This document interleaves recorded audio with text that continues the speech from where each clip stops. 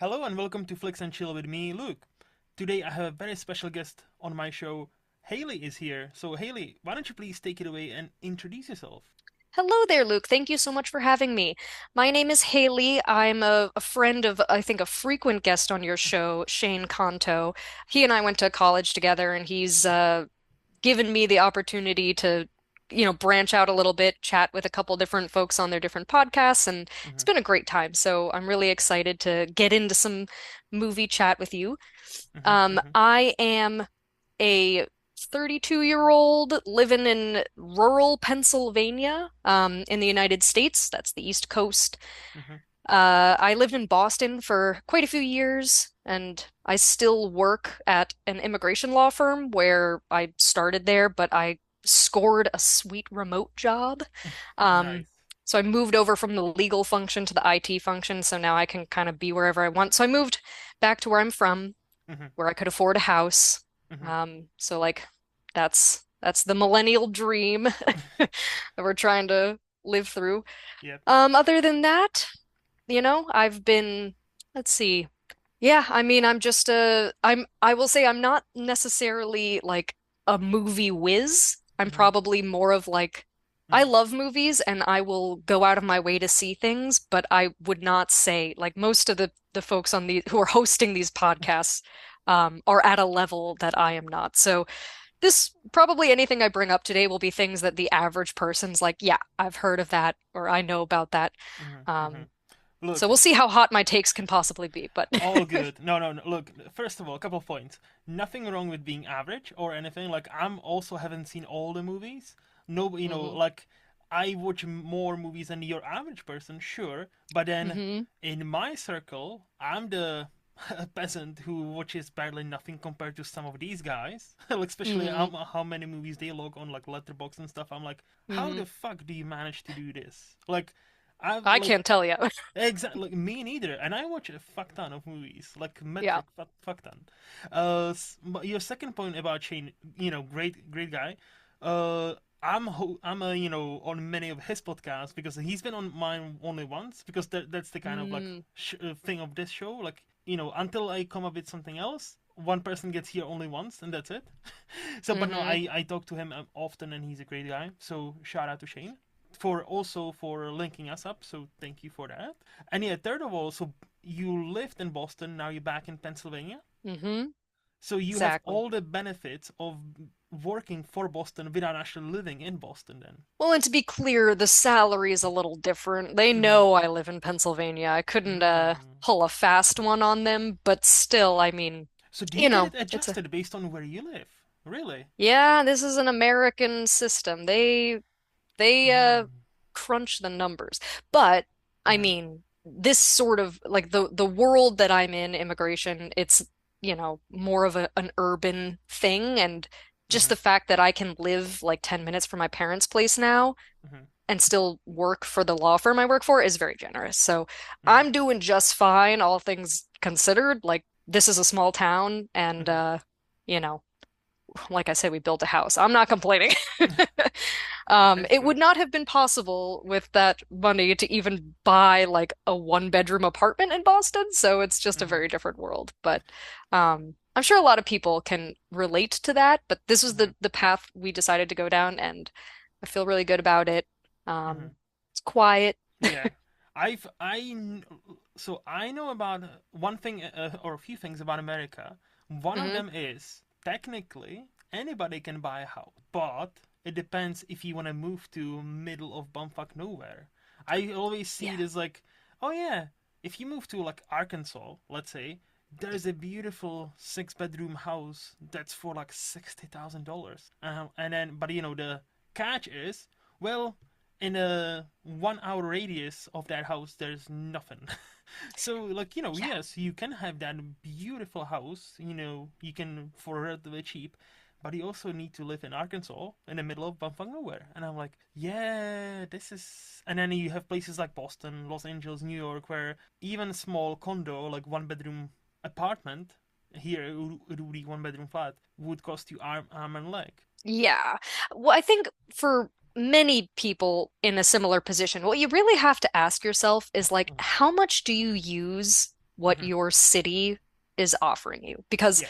what my husband and I realized is that, I mean, I love food, but I have a lot of like, I mean, look, we're in our 30s, our Hmm. stomachs are rebelling. Like, there's so many things we shouldn't eat anymore, like the Hmm. insanely spicy food, the stuff that's like, and that's fine for like every now and again, but really, like we were, going grocery shopping and cooking. We were pretty good about that, um, and we actually like cooking too. So Hmm. stuff like that, and like, we're not like huge concert people. It's not like we're constantly going to shows or doing things that, like, if you're like really into the nightlife or really Hmm. whatever, then yeah, like a city is giving you things, but we just weren't honestly taking advantage of what the city had. And it's not like, I mean, we lived there for 6 years. We had our fun. Yeah. Yeah. Um, and so I think, you have to make that calculation of like Hmm. when you leave, like what really matters to you in life. And because we love cooking, like we still have access, I mean, not to every obscure ingredient that we might want now, Hmm. but nowadays there's you still have access to a lot of stuff. And Hmm. I think for us, like fresh ingredients is kind of important and living so close to so many farms. Pennsylvania is a very good place to get produce and like I mean, you don't even have to go to Whole Foods to get like local eggs. You go to like some dude who's got chickens. Yes. Yeah. So that kind of stuff, like it Hmm. it worked for us. I think there are plenty of people who are like, you are insane. Hmm. But you gotta know yourself. Well, that's the thing, and also as I think you brought up a important point. I feel like nowadays, especially with everything being so expensive, cities Mhm. are for the young and unfortunately Yeah. rich. Yeah, Like absolutely. if you wanna, as you mentioned, if you wanna party, if you wanna do, Hmm. if you go to LA, you can explore all the different cuisines of the world. Like you can have the best like tacos or steaks or whatever the fuck, Hmm. right? Or sushi, Hmm. but for a very high price. And so yeah, like nowadays, like it's very hard to, the success stories of I came in to America and with $20 in my pocket and like just a dream. Yeah, now this would not have worked. I like, back in the day it was still hard, like, but Mm. now this would be almost impossible. I would imagine. Like, As someone so who works in immigration, I can confirm. yes, see, and You're yeah, not you have even personal getting the experience. lawyer fee. Mm-hmm. Like, yeah, that $20, no. No, You will no. at best get like a haggard pro bono person who's Mm-hmm. Mm-hmm. means well but does not have time to help you. Mm-hmm. Mm-hmm. And again, like all the love and respect that those people de absolutely deserve. Uh, but yeah, it is a different world. I could imagine. I could imagine. So, besides obviously movies, hence why you're here. What makes Haley Haley? What are some of your likes, dislikes? Do you have any other? I would imagine that you must have more hobbies than just movies. Oh yeah, actually, I would say hobbies like I love movies, but that those aren't my like Primary hobby. primary Yeah. passions. Yeah. Mhm. I do love cooking. I've been a vegetarian since I was 16, so like at this Mhm. point it's been a little over half of my life that I've been doing it. Mhm. And so cooking is a great joy for me. I'm a big tea person. Like I love tea. I need coffee at this point because I'm like addicted to it, but I love tea. So Okay. you can kind of see in the background here, I've got a bunch of teapots on my Oh yeah. shelf and Very um cute. Very cute. yeah, so I'm a reader, a tea Mhm. drinker, Mhm. a Prius driver. So I'm kind of a stereotype in like the liberal vegetarian who drives a Prius and drinks her like brings her own mug to the cafe, so I don't Yeah. use like a paper cup. Very responsible then. You're so very responsible stereotype of person. I, I try, but of course it's in today's world, it's tricky. I mean, I remember during COVID, Hmm. for a while you couldn't do it. So I Same almost here. like my Yeah. habit was I was really good about it and then like COVID happened and to this day some places are a little weird, like if you bring your own thing. Yep. Yep. And I understand that, but I'm Hmm. also like, okay, I just don't at least don't put a lid on it. Like I don't need this lid. Yeah, yeah. No, like same here. By the way, like my used to be girlfriend, now wife, bought me these like this beautiful mug. So I Hmm. would when I had my previous job, I would be up, driving around, so I would get a coffee or whatever, and Hmm. yeah, I would always bring my nice glass mug everywhere I would go. I would wash it, in the evening, all that, Hmm. prepare it for next day, and then COVID happened, and you saw on all the coffee shops, like unfortunately we cannot accept it right now because of COVID-19 and all that. And Hmm. yeah, ever since the pandemic, it's kind of been weird because I moved to a different job, so I'm not out and about as much. And when Yep. I am, I usually forget it.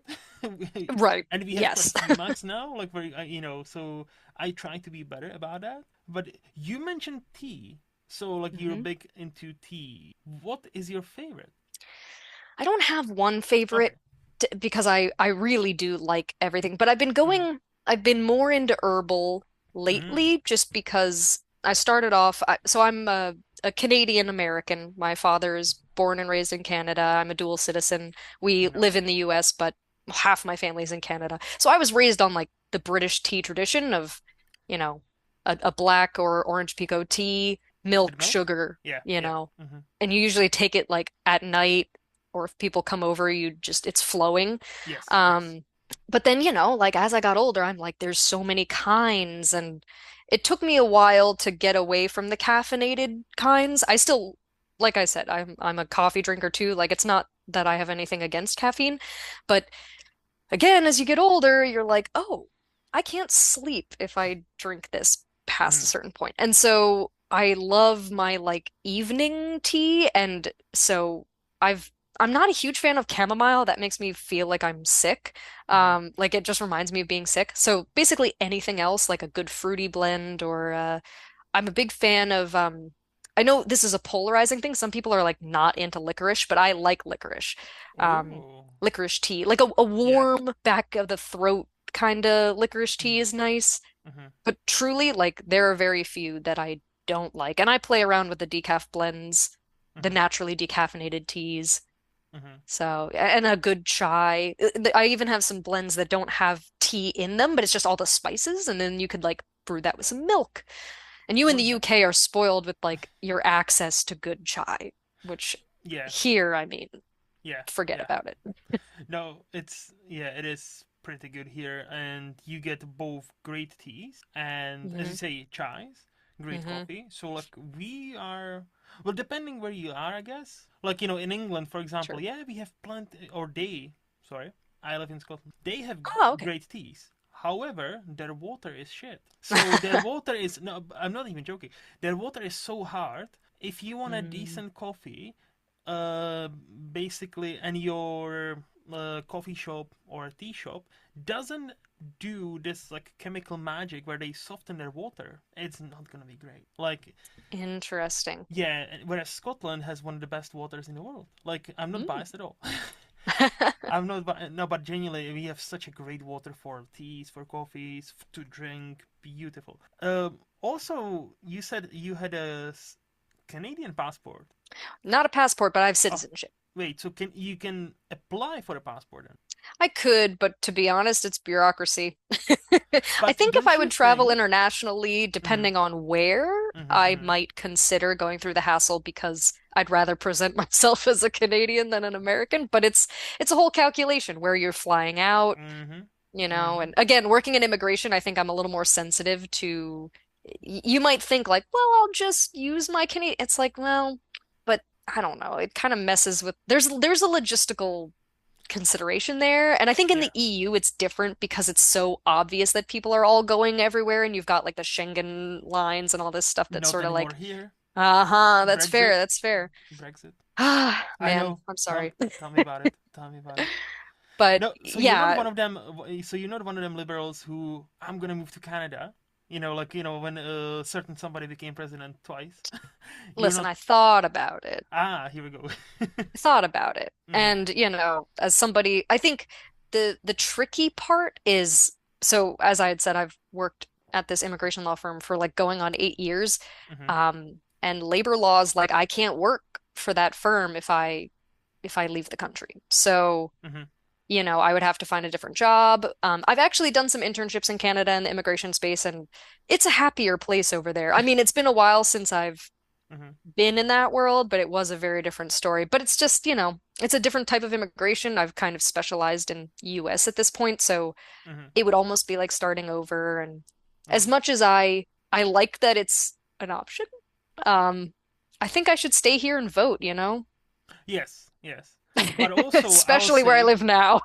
yeah, I will say though, as a person with two passports, it's Hmm. definitely handy to have that extra passport, on hand because I now, I have my Czech one because I'm originally from Czech Republic, so European Ah, okay. passport There you that go. still grants me all the privileges of EU and Schengen and all that. But Hmm. also I am a British citizen, so Hmm. because again I don't trust this government not to throw me out on the first opportunity. So I was like, you know what? Let's make it legal. Let's go through Yeah. all the like proper procedure, plans and routes and all that. So if government changes and somebody like we do have a one or two Donald Trumps of UK, where they would like to deport a lot of people. Oh, yeah. So I'm like, you know what? I should probably get the passport because, like, that's how you want to move. If they actually start to remove passports from you, that's like, no, it's time to go. Oh, yeah. You'd It's say, I will remove myself before you remove my yeah, passport from me. yes, 100%. So, how difficult can I ask? How difficult would it be for you to actually apply if you're already so you half Canadian, half Mhm. American? How Mhm. difficult would it be for you to actually get the Canadian passport? Not even like saying you would move there, just the passport. Mhm. I don't think it's difficult. I Mm-hmm. have their equivalent of a social security card, because I did work there briefly, like during Mm-hmm. grad school, I interned. Um, but the truly what it comes down to Mm-hmm. is Canada has more in common with like the EU in that there's like just a lot of bureaucracy. So whereas in the US, when you apply for your passport, you fill out a form, you enclose a check, and there's this option. I don't know if they have it in Canada, but I kind of feel like this is a very American thing. You Mm-hmm. can pay more money for them to do it faster. Uh, Um, isn't it all over the world? Maybe it is. I've only ever done the US passport, and Okay. obviously I Because in uh Czech Republic it's the same. Like you can, oh, is like it when I reapplied you for because you obviously pad the yeah, envelope a little and you get it faster. like you need to reapply every 10 years. So Yeah. like now me living here, I last time I did it there was a option you can wait for a whole month and get Hmm. it like and for like the default price. You can pay Hmm. extra and you can get it within I think a week. And then there's an Hmm. extra option where you can give you like a specifically temporary one, like a specific one that's Hmm. only valid for 6 months, but Hmm. it will be done like next day. And I'm Oh like, my gosh. yeah, but it's only like some sort of machine one that's only valid for like 6 months. So I don't understand the purpose of that. Probably just for someone who like is in a bind and Yes. really has to replace or like a stolen passport Mm, situation that happens a lot more than you would think mm, and is very distressing for people who are mm, not in the country that they are from. Um, so yeah, I mean, truly it's like it's just the pain in the butt factor. Like I don't mm, actually think it would be that difficult. I'm eligible. It's mm, just mm, doing it. And I don't know if they would want me to be present. Some places care about that, some places don't. mm, Um, mm, I've just never tried. And my dad at this point, like he's an American citizen and has like kind of renounced like his mm, passport and stuff, so he can still go. And if we ever needed to pivot, my sister and I both have citizenship, so it's not a big deal. But mm. I think also, like, for what it's worth, like people who work in a certain area, you're so inundated in it, you're kind of like, I'm not doing that unless I have to. Fair, There's a fair. little bit of that too, where I'm like, I talk about people's well, when I was a paralegal for years, I talked about people's passports with them Mm. all the time. And it was just like this constant I would thing and filling imagine. out the papers. So I was like, yeah, I don't think I want to bother with that unless I have to. Again, if Yes. I wanted to like go to Cuba Mm, or, honestly, there have been times during the Trump administration's plural where I've thought, if I'm going to go international, I'd much rather do so as a Canadian. But again, if I'm flying in and out of the US, it's more it's better for you to be an American when you leave and return Hmm. in that respect, right? Because Hmm. you want to present yourself as a person who's returning home, not Yes. yeah, so like, No, this is why I always take both of mine, especially if I'm traveling in and out of the Europe. So when I come hmm back, and especially now in the last 6 months, they introduced this is a thing called ETA, like electronic something, like travelers, like I don't know Mm. what it is, but basically for any European who comes in, now they have to pay for this like electronic thing that's like £16. Oh So wow. which is like to be fair, that's okay. It's not bad, but obviously, like It's fuck not paying nothing that. though. No, it's not nothing, but also fuck paying that if you live here. So I'm like, you know what? Yeah. I'm not gonna fight with somebody, some prickety like border. I'm just gonna take my hmm British passport and present my British passport when I'm coming back home because here is my home now. But hmm also for you, I just remembered. I know this fact, and I always like you might explain it to me why that is even in place because I don't understand it. So I know you as American, if you wanted hmm to actually relocate anywhere in the world, to my understanding, you would still have to pay taxes to U.S. government. No, You even if certainly you would. exactly, and I think that's like one of the few countries. America is one of the few countries that does that. So like, if you even if you like, let's say, live in Canada or hmm Spain, hmm you would still have to tax or send some tax to America. So my question is, do you know about it, and also why? Like, I can only guess, but I think it's like, frankly, the US being what it is, it's citizenship is, you can get citizenship just by being born on American soil to hmm this day, yep. right? I know it's not They something that haven't. They they haven't. want Yeah, to they be haven't true, but it reverted is it true. yet. It's Yeah, called jus soli. yes. It's justice of the soil or law of the soil. Comes from the So, British law, by the way. You probably know this, but it comes from mm-hmm. from the British settlers that Mm-hmm. happened to so the Constitution partly influenced by the British, unfortunately.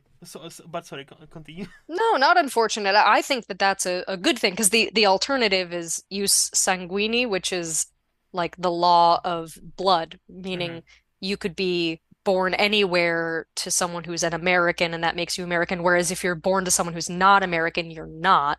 And Hmm. I'm obviously of the opinion that like if you're born here, you deserve to be a citizen. It's fine. Hmm. But anyway, like I believe that they view the status of being a citizen as a privilege, and it's something that you pay for and you pay Hmm. into. Hmm. And so there's a similar thing even if you become a permanent resident, like there if you're, an immigrant in the United States and Hmm. you are working, like the taxes you pay and stuff are different until you become a permanent resident. And then Hmm. from that point onward, like the legitimacy of like your stake in the US requires you to pay more taxes and to pay Interesting. into the system. Not that people who work in the US, to be clear, Hmm. without permanent residency, like if you were on some other kind of status, you're still paying taxes, Yeah. to be Yeah. clear. Hmm. But it's the taxation thing is different. Hmm. Which again, like I do understand that point. However, I don't hmm understand if let's say I'm American, I want to hmm move with my own free will, right? And I don't want to renounce my American citizenship, and I move to again Canada, Spain, doesn't hmm matter. hmm Like I will pay my fair share of the tax to the government I'm residing. Like if I reside in Spain, I'll pay Spanish taxes. But I don't understand why I would pay Spanish taxes and then American taxes on top of that. I'm like, that almost seems like a punishment for don't you ever dare to leave us. Yeah, yeah. No, I think that, I mean, I can't tell you like the precedent for it or like Mm-hmm. exactly why it is that way. Um, but that feels like why, to be honest, that it's either they don't want people to leave or they hold on to you even when you Mm-hmm. are, an expatriate. So, Yeah. it's definitely a consideration on top of everything. Like if you want to remain a citizen of the United States, like there is literally a cost associated to it. Mm-hmm. I love, As by the far as I way. know, maybe there's ways to dodge that. Yeah. I don't know them. To my understanding, it's not. But again, I haven't looked into that much because I'm not American, so I don't really care. But I've heard of this, and I'm like, this is insane. Also, quick point. I love how you said expatriate because that to me is such an interesting phrase for used specifically here by the very nationalist British people who don't want to be Oh, called really? immigrants. Well, yeah, Interesting. because like it's funny how so there's a stereotype of a British person who works his entire life here, like in Mm-hmm. England, Scotland, doesn't matter, and Mm-hmm. then they retire to Spain, Mm-hmm. but they are not immigrants. You see, they are because they don't like to be called immigrant because it's somehow bad. I don't know why, but okay, it's bad. So they call themselves expats or expatriates. And I Mm-hmm. always, when I hear, it's like, oh, you mean immigrants? So many people don't like to hear that word. They're like, oh no no no no, expats expats. I'm like, but think about it. They moved from here to Spain. Oh, they're So totally immigrants. yeah, Yeah. and I'm like, so I love how like this is like a such an interesting way to repackage words and language. They're like, oh yeah, we yeah to us immigrants because there's the connotation, right? Like, oh, immigrants are like disgusting. They cost us money. We don't like them here. But if I do it, if I move to Spain, I'm not an immigrant really. I'm an expat. I'm an expatriate. So then just Well, like yeah. my little hill because I hear that often, and I always like, it's an immigrant, mate. It's just an immigrant. No, I totally see what you're saying, and that's an interesting point. In the US, I don't, it's not a derogatory term, but it is like well, see, to me it's kind of derogatory, but it is like embedded in the legal hmm terminology that hmm immigrants are called aliens. I Like, so it's now in Czech language as well. So and when my now wife got an visa thing when we were visiting Czech Republic and then she had to visit alien police and I'm like the actual fuck. yeah. Like, do they not like? Do they translate this poorly, or like I like like immigration police? Okay, but alien police. I'm like the actual what the fuck? Because And obviously immigrants have a connotation in the US too, but there can be a positive and a negative connotation yes, because frankly, we're all immigrants and hmm most people can accept that. hmm But then there's these other terms they use that are like the mean ones. yes, If they yes, really want to be mean, they yeah, will, call people undocumented or hmm aliens yeah, or illegals or whatever the heck. And hmm hmm so those are the words that have like baggage hmm in our world. But when I think about people leaving the US, to be honest, I think about older people because I think yeah, generally speaking, that's hmm people. You hear Americans all the time. They're like, "Yeah, maybe I'll retire in wherever." And I'm like, hmm "Listen to yourself." Like, are you okay with people coming here and being a burden on our system? Because if you are, then fine, go ahead. But and I that's bet the you're thing, right? not. And that's the thing. That's the most like I'm not gonna comment on Americans because I don't obviously know them as many. But the most paradoxical thing about the expatriates of the UK who now live in Spain, Italy, all those countries. Do you think they learn the language and try to incorporate themselves into the culture? No, No way. they form English communities within Hmm. Spain and Italy. Hence why there's some part of Spain and Italy that fucking hates English people. And for a Mm, good reason. And I almost guarantee you about 80-90% are the same cunts who voted for Brexit because of immigrants. And I'm hmm. like the paradox is just, it's not even slapping them in the face, it's kicking them in the arse. But like they cannot see it, they cannot feel it. And I'm like, this is Because just it's them. insane. Like when Yes, it's about them. correct. Correct. Once you make it personal, it's like no, no, no, no. Yeah. What do you mean? What do you mean? Let's focus on this immigrant I don't like, Right. because they have Where a I different don't accent to know, who I can mine. just Yeah, assume things about. In that correct. way, I think people are largely the same. Unfortunately, it's Yeah. just it's no, it's fun no matter where you live. We Hmm. do live in a. I hate when we the phrase we live in unprecedented times because for once in my so you mentioned you're 32. I'm slightly older. I'm 34, right? Mm. For once in my 34-year-old life, I would like to be told, you live in the most boring times ever. Nothing really happens. It's just Yeah. like, it's we all kind of chill. That would be nice. Then to live through like another unprecedented, historical event after another one, and I'm like, okay. And we are approaching 30s, And I'm like, is history gonna repeat it, itself? The another economical crash seems to be inevitable. Some wars are brewing again. So I'm like, the last 30s were not fun. Yeah. Yeah, they were not. hmm So, good, a lot of fun things to look forward to. But anyway, before everybody wants to die and kill themselves, so listening to me, let's move on. uh, so you mentioned Pennsylvania. Hmm. So, Haley, if I were to ask, I'm coming to Pennsylvania for 1 week and 1 week only for holiday, right? Hmm. Where would you take me? What can I see that only is in Pennsylvania? Where would we go to eat? Like, is there something in Pennsylvania that's only there? Only, like a pride and joy? Well, I don't know if this is like a pride and joy, but a relatively unique thing about Pennsylvania, which is very much true in specifically the area where I am, is Mm-hmm. we're in Pennsylvania Dutch country, which is like where the Mm. Amish people are. Oh Um, yeah. and I grew up around the Amish, like they are here, they live their lives. It's very separate from ours, but like I almost forget a lot of the times that they're there because to me they're just part of this world. But when I left for so long, Mm-hmm. only to come back, I think I realized a lot more like how distinct this like it's not just the Amish, but like the whole Pennsylvania Dutch thing. Like it really is its own thing. And So are you you telling me know, you've been spending most of your life living in an Amish paradise? it's a paradise is a strong word, but it's home, right? Mm-hmm.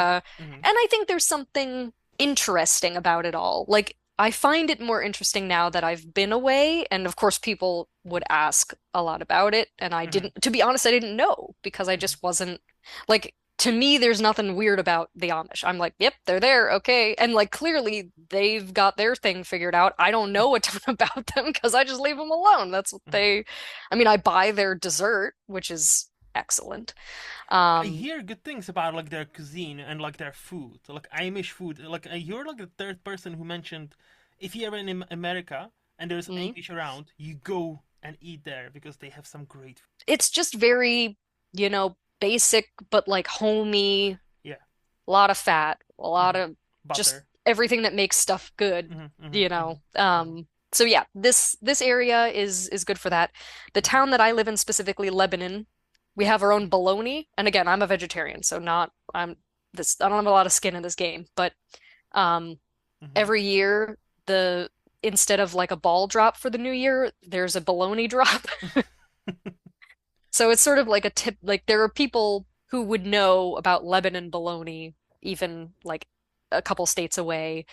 It's sort of weirdly famous for its bologna. And it's a good place to get pretzels. If you like hmm a pretzel, hmm this is like the pretzel capital of the United States, I didn't in know there's Pennsylvania. a city called Lebanon in America. There are actually Lebanons in almost every state. Like I lived in New Hampshire and I hmm lived one town over from a Lebanon, New Hampshire. So I would drive 10 hours from home to grad school and I was like, I'm still in Lebanon.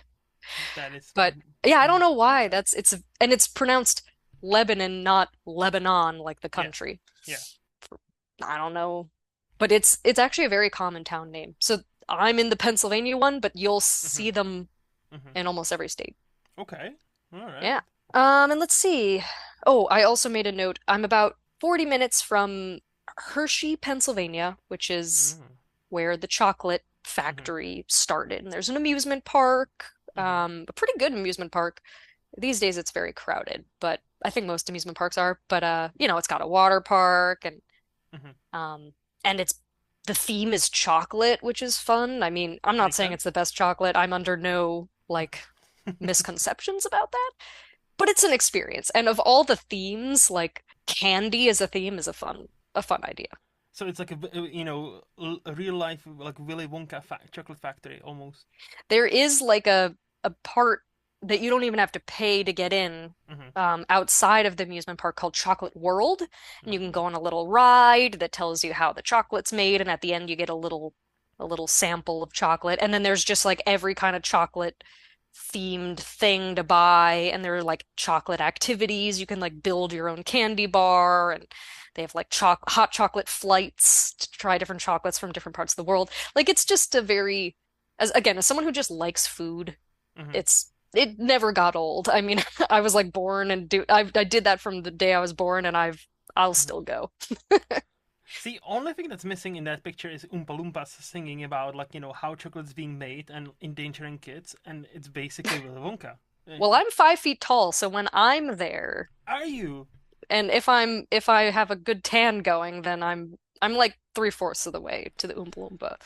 I'm always mesmerized by how like some people are so tiny because I'm a big dude. I'm like six, so in your it's like Hmm. 6.5, like 6 feet Oh my and a goodness. half. So like I'm like 184 centimeters. So like Uh-huh. yeah, you'd be very tiny. Like you're very okay. Whoa. And Yes, obviously like I cannot tell because you're sitting down. So I'm like a hobbit. that's so. I'm always fascinated by people who are tiny. Like I have this colleague at work, uh, and she's the tiniest woman I like. And Hmm. she's a grown woman who's pregnant again, and she's Hmm. like, but like I like. It's so funny to see like big man like myself standing next to her and just like yeah, it's just almost like I'm looking down to at her, but I'm not. I'm like you're a boss. Like she's one of the big bosses, but I was like, oh yeah, but it's so funny. Like, yeah, okay, that kind of blew my mind. Like, you're only 5 feet tall. I should have started with that. Yeah, no, my grandfather on my mom's side was a jockey. Hmm, One of those makes little sense. tiny horse Yes, riders. yes. And so between him and then he married my grandma, who was 5 foot Mhm, even at her mhm, prime. mhm. And so I take very much after those two, So it runs in the unfortunately. family. Yeah. It does. Okay, that's fascinating. So, can I ask how tall is your boyfriend husband? My husband is like 5'8", which t like I've dated people of all heights, Mhm, mhm, mhm, and this that was a sweet spot. Like mhm. to me, he's quite tall, but Yeah. like I can still, touch the top of his head if I have to, or Mhm, mhm. whereas, dating someone who's like 6 feet tall, for me it just kind of looked silly. It's like you're saying when you walk down the street with someone who's like over 6 feet tall, Mhm, it just started to look goofy. Um, and you just want to be able to like hold the person's hand and like, mhm. not give them like back problems if they want to give you a kiss. Yeah. Not have a stool everywhere. So yeah. But So Shane and I, are good friends, and he's over 6 feet tall. So whenever yes, we walk around together, it's pretty funny. I think Shane is slightly taller than me. I think he's like 6'1", 6'2", something like that. So yeah, like he Yeah. is taller than me. But I was gonna say, so I just came back from Netherlands. I was on a business trip there for a couple of Uh-huh. days, and let me tell you what they say about the Dutch is true. I'm 6.5, so 6 feet and a half inch. So like I'm Mm-hmm. not a tiny dude, but in Netherlands, I felt like I was one of the tinier dudes there because like most dudes were towering over me, and I'm like, holy shit!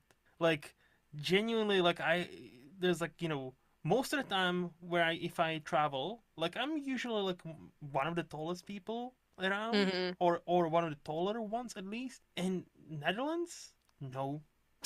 Like like you see a bunch of people on the street just like, and even women are like, holy shit, there's like so many tall women here.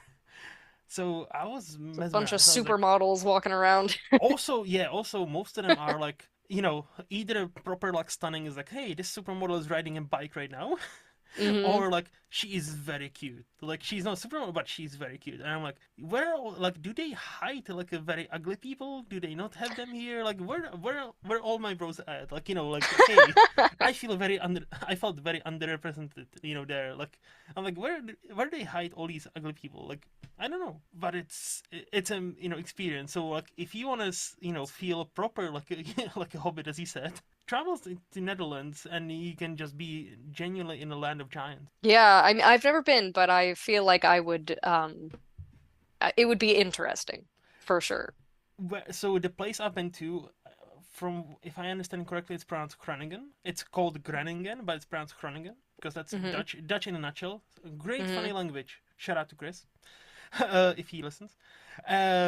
Basic and beautiful town, student town. So like it's living, it's great, and one of the few places I've been to through my work where I'm like, I can actually see myself moving here and living here because it seemed like a nice city, nice cozy city. Mm, Even if it was cold and a bit rainy, it still felt hmm like, hey, there's a theater right here. There's like a community center is there where they, help all kinds of people.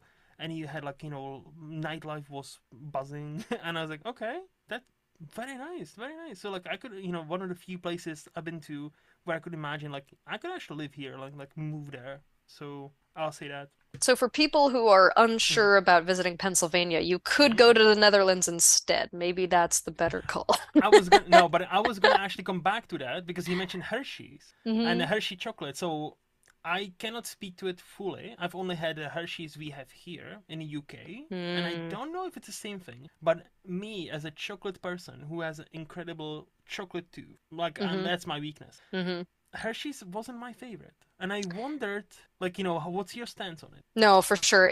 Hmm. It's not the best chocolate. Okay. Um, Okay. I'm not afraid to say that. Like it is dear to me You're so because brave. thank you. We were saying we needed some hot takes, so there you go. Um, it's just there's not the chocolate content isn't very high. Now, I've spent time in Europe and Hmm. the like Kinder and like Cadbury, I think Yeah, is Cadbury. common over there. Yeah. Hmm. Like those, I don't think they're a whole lot better than Hershey. Like they also are super sweet Hmm. and just taste super mass produced. But there's a lot of great chocolate out there, Yep. and I just think like if you have a higher chocolate content, and probably like a slightly more refined Mm. process of making the chocolate, you're gonna enjoy it more. But I don't know, it probably does taste different Hmm. like abroad than it does in the US, but I would argue that it's probably better, like at least a little. Because the American things I've had abroad, like you go to Burger King and everything tastes way better there. Well, we Like have when I studied abroad standards. in Spain, everything like people loved Burger King and I was like, "What are you doing? Why are you at Burger King?" And then I had like their ice cream and I was like, "This is like twice as good as the ice cream at Not to be, American Burger King." not to be that guy, but or trying to be funny. But we actually have food standards and like agencies Yeah, that monitor what we eat and what can be sold as. exactly. If you sell a burger, it should be this much, this much, this much, and people often rail about this because bad government agencies how they tell us how much beef should be in one's burger, right? But then because of that, the burgers, even like a Burger King, they're okay. Like they're not the best Yeah. burgers. 100% you'll get like if you get to any big enough city, you have local joints that they'll serve you amazing burgers. But hmm even the Burger Kings of this world in the UK are okay. And just to Yeah. underline our chocolate debate and Dutch debate, so hmm you mentioned like like Hershey's not your favorite, Cadbury's also like mass produced and too sweet. I would strongly recommend if you ever can get your hands on Tony's Chocolonely. I have had it. What did you think of that? I like it, and I like the mission of it, obviously. Like, Yes, I yes, like what they're trying to do. Also, when you buy those chocolate bars, they're hefty. they are, Like, and that's why they are expensive. They are yeah, hefty. but the amount you're getting is Mm-hmm. like 10 servings or something. So, Yep. yeah, no, I like that. So yeah, and because that's a proper Dutch brand. Now obviously it's Mm. kind of global, I think, but that started in the Netherlands, and Oh, with, cool. as you said, with a great mission. But hmm it's quite a sad that even their CEO is on record that's saying as much as we can physically try, we still cannot guarantee 100% of our like cocoa beans is produced with no slave labor. Yeah. Because like he, if I'm not mistaken, he used to work for like Cadbury or like Kinder or one of the big guys, Mm-hmm. and he didn't like that, so he tried to Mm-hmm. change it, and he's trying still. But yeah, unless he said like unless you have physically people in like these African countries producing the cocoa beans and collecting them, unless you have somebody monitoring them all the time, Right. you cannot be 100% sure that they are not cheating and using, because cut the cost, you use slave kids, people who should Yeah. not be doing that, and it hmm and it's so insane that even company like that cannot really guarantee it. But at least I was gonna say at least they are honest about it. But I like yeah, It's it's hard. just too bad, right? Because it's It such is. a delightful thing Mm-hmm. that has so much like pain and darkness behind it. Yep, yep. But no, Hmm. like, but like, again, Pennsylvania sounds awesome. Like, like I always wanted to go. Like, always wanted to go to any of the Americas. Like, I've never been to any of the American states. Still, Oh wow. I know, Well, I know. That's if what. you ever decide that Pennsylvania is the one, you let me know. Oh, I will. I will. Like, maybe in a couple of years. Like, I'm hoping for certain government to be out, so I don't get stopped, or my wife doesn't get stopped on a border. Like, get back. Yeah, Like, I am not gonna. No. I'm not gonna chance it right now. But like, hopefully in a couple of years, I'm definitely, in for a one big road trip because that'd be awesome. amazing. But yeah, I think with that, excuse me, we can move to the this or that game where I'll give you All right. two choices and you tell me Hmm. which one would you prefer and why. Okay. So Haley, iOS or Android? I am an Android person, Okay. and the only reason why is because I've never had an Apple device, and so I don't know how to use them. Wait. So, but you are iOS. Wait, have I misheard? Did you say you are an iOS user? Oh no, Android. Oh, Sorry. sorry. Yeah. Oh, okay. Because I thought you said iOS. I was like, and then you follow it up. You never had an iOS device or Apple device. I was like, wait, what? Okay, Only so only ever Samsung and okay. Android phones. Mhm. I had Mhm. a Google Pixel once, and even that was a little Mhm. much. Fair, fair. TV shows or movies? Mhm. That's a tough one Yep. because I think it depends on what it is. Generally speaking, I think it's like short stories or novels. Like I like Mhm. both, but what kind of story are you trying to tell? Yep. So, I really appreciate a well-made show, but I Mhm. think shows are tough. There's a lot more filler usually. So like I think generally like it's easier to get a good movie, Mhm. Yeah. but there are some spectacular shows out there that 100%. are some of my favorite things I've ever seen, right? So it's Yes. like it can And go it's epic. like it's so hard when you have a great show with a couple of seasons and then the final season sucks or the finale sucks. True. And it's just The like ending yeah. or lack thereof, where they can just drop it. True. Okay, I'm going with movies. Yeah. Oh, I hate that. I hate that when they just, there's a show, you're really into it, and then they're like, we're just leaving you hanging. Yep. Funding is cut. Yep. What Yeah. the Yep. heck? It's no, it's all. But as you mentioned, there are some great TV shows. No matter and nowadays we have a lot of limited shows, like one season, and done. And I like those those. usually are spectacular, like Yeah. Chernobyls and all that. Hmm. That But was even amazing. but even though nowadays what they've learned is, oh, you like the season of one of this? Okay, let's make season two. Like Shogun was supposed to be one season, and now they're developing second season because it was so successful Mm, and won all the awards. And quite a few I'm kind of now forgetting, but I know like it seems to be a bit of a trend, where it's like yeah. limited, series, one time only deal, 6 episodes only, and then it wins all the awards, gets all the buzz, and it's like, actually, we were kidding. Second season is planning. It's being I feel planned in like 2 years. Squid Game is a great example where Yes, you're yes, like, you told the story. You yeah, hurt me enough. I do not want more of this. Like I hundred respect percent. it, but please. And I'm sure. I don't know if I'm making this up, but I'm sure even the creator, right after the season one or the first season, only one limited series ended. It was like, oh no, I'm not gonna make a second season. And then like 6 months later, oh no, we're making second season. And I'm then sure we're the splitting into producer, like the board approached him with like a gun and said like, "You're making another season." Guy, look how much money you're leaving on the table, okay? Guy, Mm, please do this for us, okay? It's just, who would have dared to approach him with, hey, do you have another original idea? That's why we right. are getting like so many. Apparently, there's like 5 to 10 spin-off shows of Stranger Things being planned, and I'm like, really? Who the fuck is gonna watch that? And A and B, why? And C, why don't we just get, how do you get Stranger Things like phenomena? Get some younger people chance to create something new, something Mhm. weird, something quirky. Hey, and this is how you take off. Not right. Not like, oh, we have this established IP. We need to have spin-offs. Who's gonna Yeah, watch that? totally aligned. I'm bad about like investigating the entire universe of a thing. I just Mm, don't. I say, tell me the stuff that's good, and I'll watch that. And then if it's not good, I'm not watching it.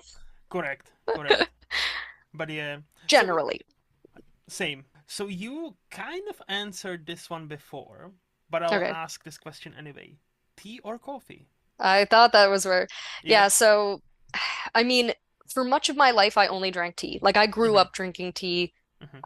Spain just in many ways reset things about my life. You know, you live in Europe for a little while, Mhm. and I was like, because to be clear, when you drink coffee in Europe, it tastes good. It's very nice coffee most of the time. It's Yes. excellent coffee Mhm. and just cafe culture. I loved cafe Yes. culture. Yes. I still love cafe culture. It's just I came back home and I was chasing that high for Mhm. years, Mhm. but I could never like, I mean, you can get good coffee in the US, but you will pay dearly for it, or you will buy a bunch of crap to put in your house to make it Mhm. yourself. Um, which is too bad because honestly, there's a lot of great tea, and I like teapots as well. So like for me, it's not just about the tea. It's also I collect teapots, so Mhm. Mhm. I have it's the whole thing, right? Yeah. And Yeah. Yeah. I love the variety. I love that it can be, all these different kinds. So I would say tea is where my heart is. Mhm. I'm just addicted to caffeine, so I drink espresso every day. Fair. And also, like I think he described, like 80% of all the people. It's just like I prefer tea, but I'm addicted to coffee. So like I know many people like that. It's just like yeah, Yeah, I need to have my coffee. it's just Money? become part Yeah. of it. Oh yeah, go Yes, ahead. correct. No, no, oh no, all good. Money or free time? Oh man. Mm-hmm. The older I get, the more I think yeah, man. Now that I've been in like a career for, going on 8 years, Mm-hmm. I've said many times to people like, especially in the US, because this is hard, like you just don't get a lot of time off. And Nope. you can really just see how 10 years is gonna fly by and like you're not gonna do anything. So I wish that at my 5 year, like I wish my company, instead of giving me like a present, like I could choose a present from the company. What Mm-hmm. I wanted was like a sabbatical. Like, Mm-hmm. and it doesn't even have to be long, but like a guilt-free week off. Because yeah, you can take time off, but It's not paid, right? it is it is paid, but there's just this like there's the culture around like, well, you can't take more than 2 weeks at a time. Like you can't Mm-hmm. do that, and like Mm-hmm. and then even if no one says it, people are like, "Oh my God, you're gonna be gone for a week? Like what will we do?" And you're just like, "Could I just go for a month and have no one ask because I've worked here for 5 years?" Mm-hmm. Like every 5 years, can I have a month? That would just be bliss. Because it's Mm-hmm. not like I don't want to go places. I just can't. Like, where are you really going to go for even one week? I mean, my honeymoon was like 2 weeks, and that was my honeymoon. Mm-hmm. Mm-hmm. And we went to Spain and had an awesome time, but like that was by the time you get there, Mm-hmm. we could only really go to 3 places and like enjoy those places. Yeah, yeah. So, am I correct in saying you work in a profession where you get 2 paid weeks off and as much technically as you want of unpaid leave? So our system, and Hmm. you may have heard of this before, we have unlimited vacation. I have heard of this, yes. Yes, we have unlimited vacation, but Hmm. ask me how much time I take every year. Maybe 2 weeks cumulatively. Like, it's just, and also, I will say, Hmm. I work in kind of an intense w field, right? So, Hmm. like, that, especially when I was working directly with people every day, I had a caseload. These people needed stuff to get done, and Hmm. that was really hard. Now that I've pivoted over to the IT world, it's not as bad, but we're just like stretched really thin because the law firm is a law firm. Hmm. They want these technological solutions and they're looking for things to get developed and implemented, but I'm the only person who's doing my job. And so if I leave, like I don't currently have anybody to like pick that up. So Hmm. it's just such a like unfortunate situation. And It I like sounds my like it. law firm. I really do. Like I Hmm. I believe in what we do and I mean, that's why I put up with it. But Yeah. yeah, it's not an ideal situation. So this might sound weird, but bear with me. Have you seen the Hmm. movie Muppets Most Wanted? No. Because there's a running gag about, so the Muppets go to Europe, right? And there's Mm, a running gag how the I can remember Burrell is like the dad from a Modern Family. He plays this like mm, French detective, and it's okay. always like they're about to crack the case, and he's like so French and so European. It's like, oh, it's 5 o'clock on the dot. I'm gonna go home. Wait, but we were almost finished. No, it's 5. We're going home. And then like they were about to crack the case again the next day. And it's like, oh, I'm off on my 2 week holiday, fully paid and funded. Thank you, bye. And he just leaves, like drops everything. Yeah. And as you know, when you said like you technically have unlimited time off, but you're almost like feel guilty taking more than 2 weeks. Like Hmm. at my current work, I have almost 7 weeks, like Oh, 6 7 weeks to take, dang. and I'm like, I don't feel guilty at all. And I'm like, no, these Shouldn't. are there for me to use. So I'm like, no, I'm gonna use all of them. And because I know the more Americans I talk to, the more I talk to my colleagues here, they don't use all their holiday days. And I'm like, you know how many Americans would fucking literally kill to have what you have right now? Use it. Yeah, and I Use miss it. the days when I first started working at my firm. We had the set number, and so yeah, Mhm, you mhm. took them because you would lose them. Yes, yes. Um, Now there's nothing to lose. Because it's It's this unlimited. amorphous concept that Yes. there's Mm-hmm. you take whatever, well, just take the time you want, but then you go to take it and they're like, yeah, but there's a big project happening at this time. It's like, okay. Well, sucks to be this company, but I'm gonna be on my holiday, so I guess good luck, guys. I'm Yeah. gonna be rooting for you. But Listen, but yes, that's a great question. And I mm, think, I don't know if many Americans answer the same way, but I'm very much like, the older I get, the more I'm like, no, I mean, it's hard to take time off, but I mm-hmm, would sacrifice money. Like, I mm-hmm, would take unpaid time if I could feel like when I came back, things weren't like a complete hot mess. mm-hmm, mm-hmm. I would totally do it. I'd say, screw it. Don't pay me for a week. No, yeah, like I'm 100% there with you. I think like even when I don't go anywhere, like don't travel anywhere, I would still take. If I have a week to take, I'll take a week and I'll just stay home and I'll just do Hmm. whatever I want. But I'm free to do whatever I want. So Hmm. that's the kind of point behind that, isn't it? To have that freedom to be like, I'll just chill for a bit. I can switch off, Hmm. and all is well. Now, I will say, Hmm. I come from, like, I mean, it's a privileged position to have Yeah. because Hmm. I make enough money that I could go Hmm.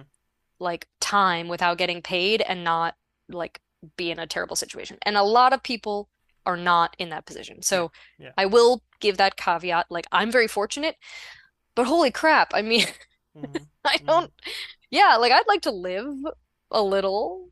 Yep. No, I'm honestly rooting for you guys, like Americans, I mean, to get this sorted because I don't think this is sustainable for any time, like any longer, really. Just Yeah. lot of burnouts are happening, and younger people are getting like demoralized. I'm like, yeah. One of the big reasons I genuinely believe is this: the hustle culture, the shaming. Oh, what do you mean you want to take time off? Are you fucking weak or something? No, Hmm. you just need It's to. like, don't you care about Yeah, the exactly. company?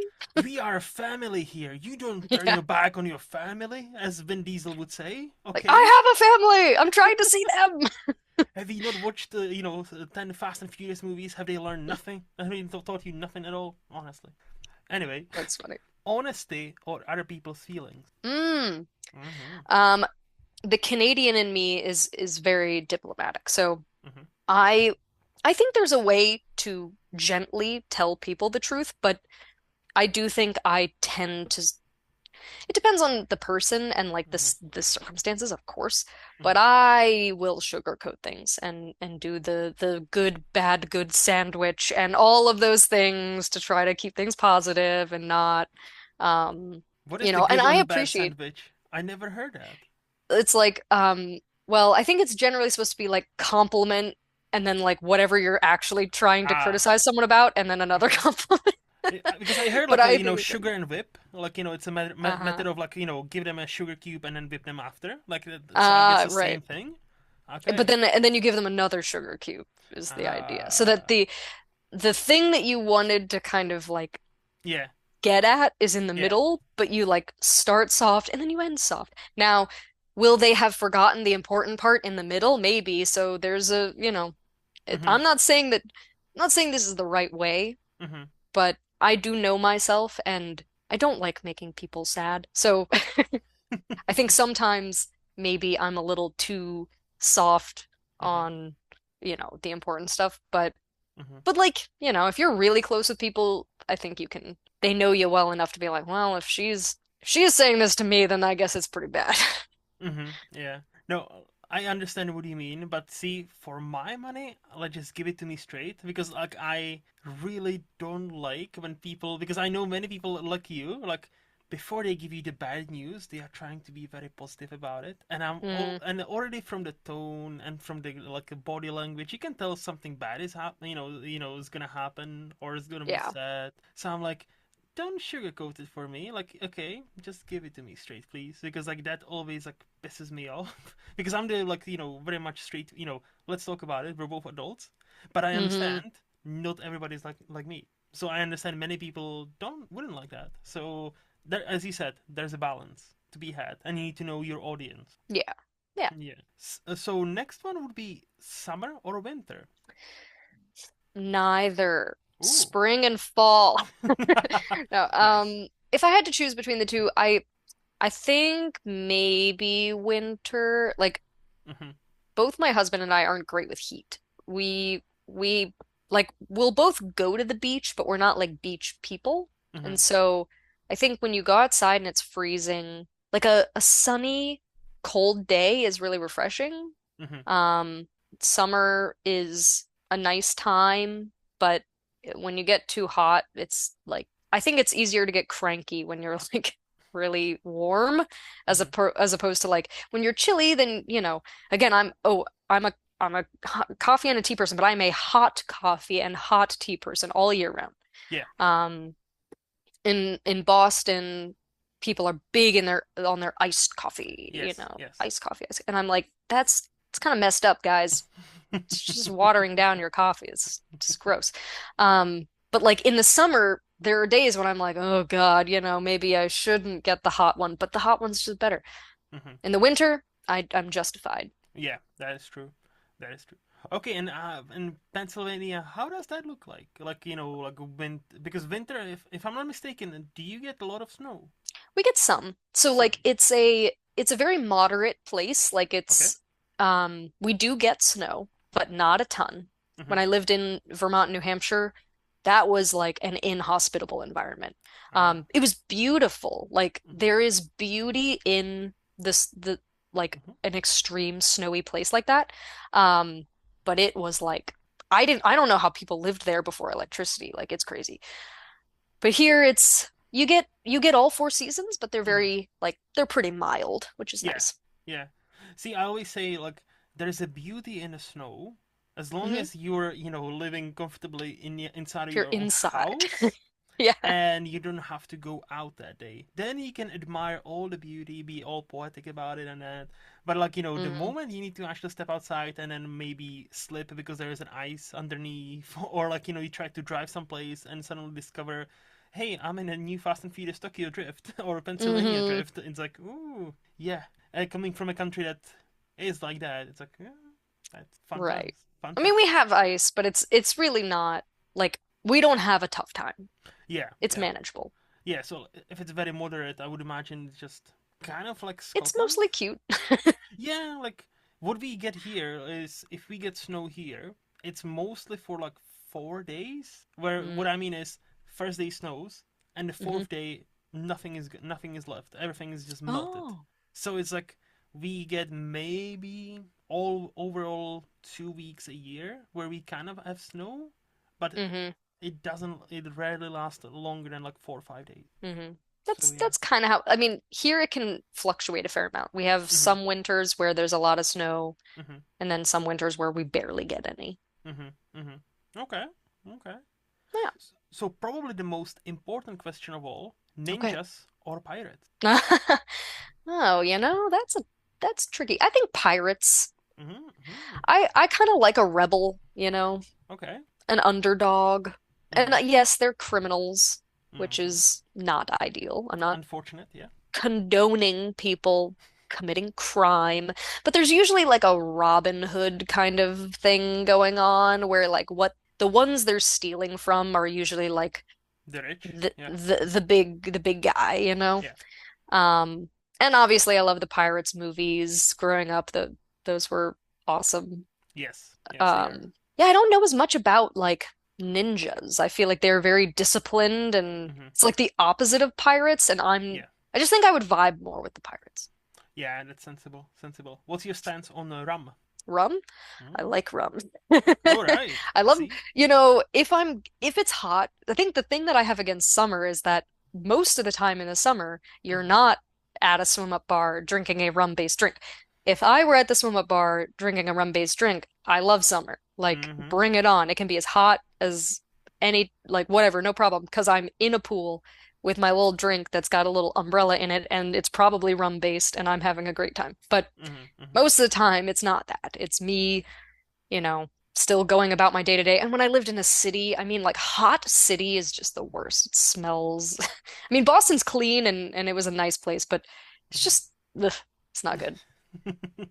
Well, that's why you take the holidays in the summer if you can, and go someplace else like Spain. Like I Spain know. in the summer, beautiful. Like Spain anytime, man. that is There's true. not a That is bad time. that is true. I've been a couple of times, both for personal reasons and work reasons. Beautiful, like just Spanish people, lovely culture, great food, hmm amazing. Yeah, can't hmm really hmm fault it. I see. I'm becoming one of them. I'm becoming the British people. Like I might retire there.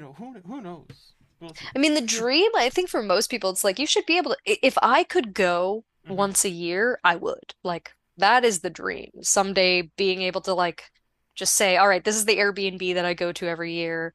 I book it, I go. Like I don't have to realistically, live I there. can. I have the passport.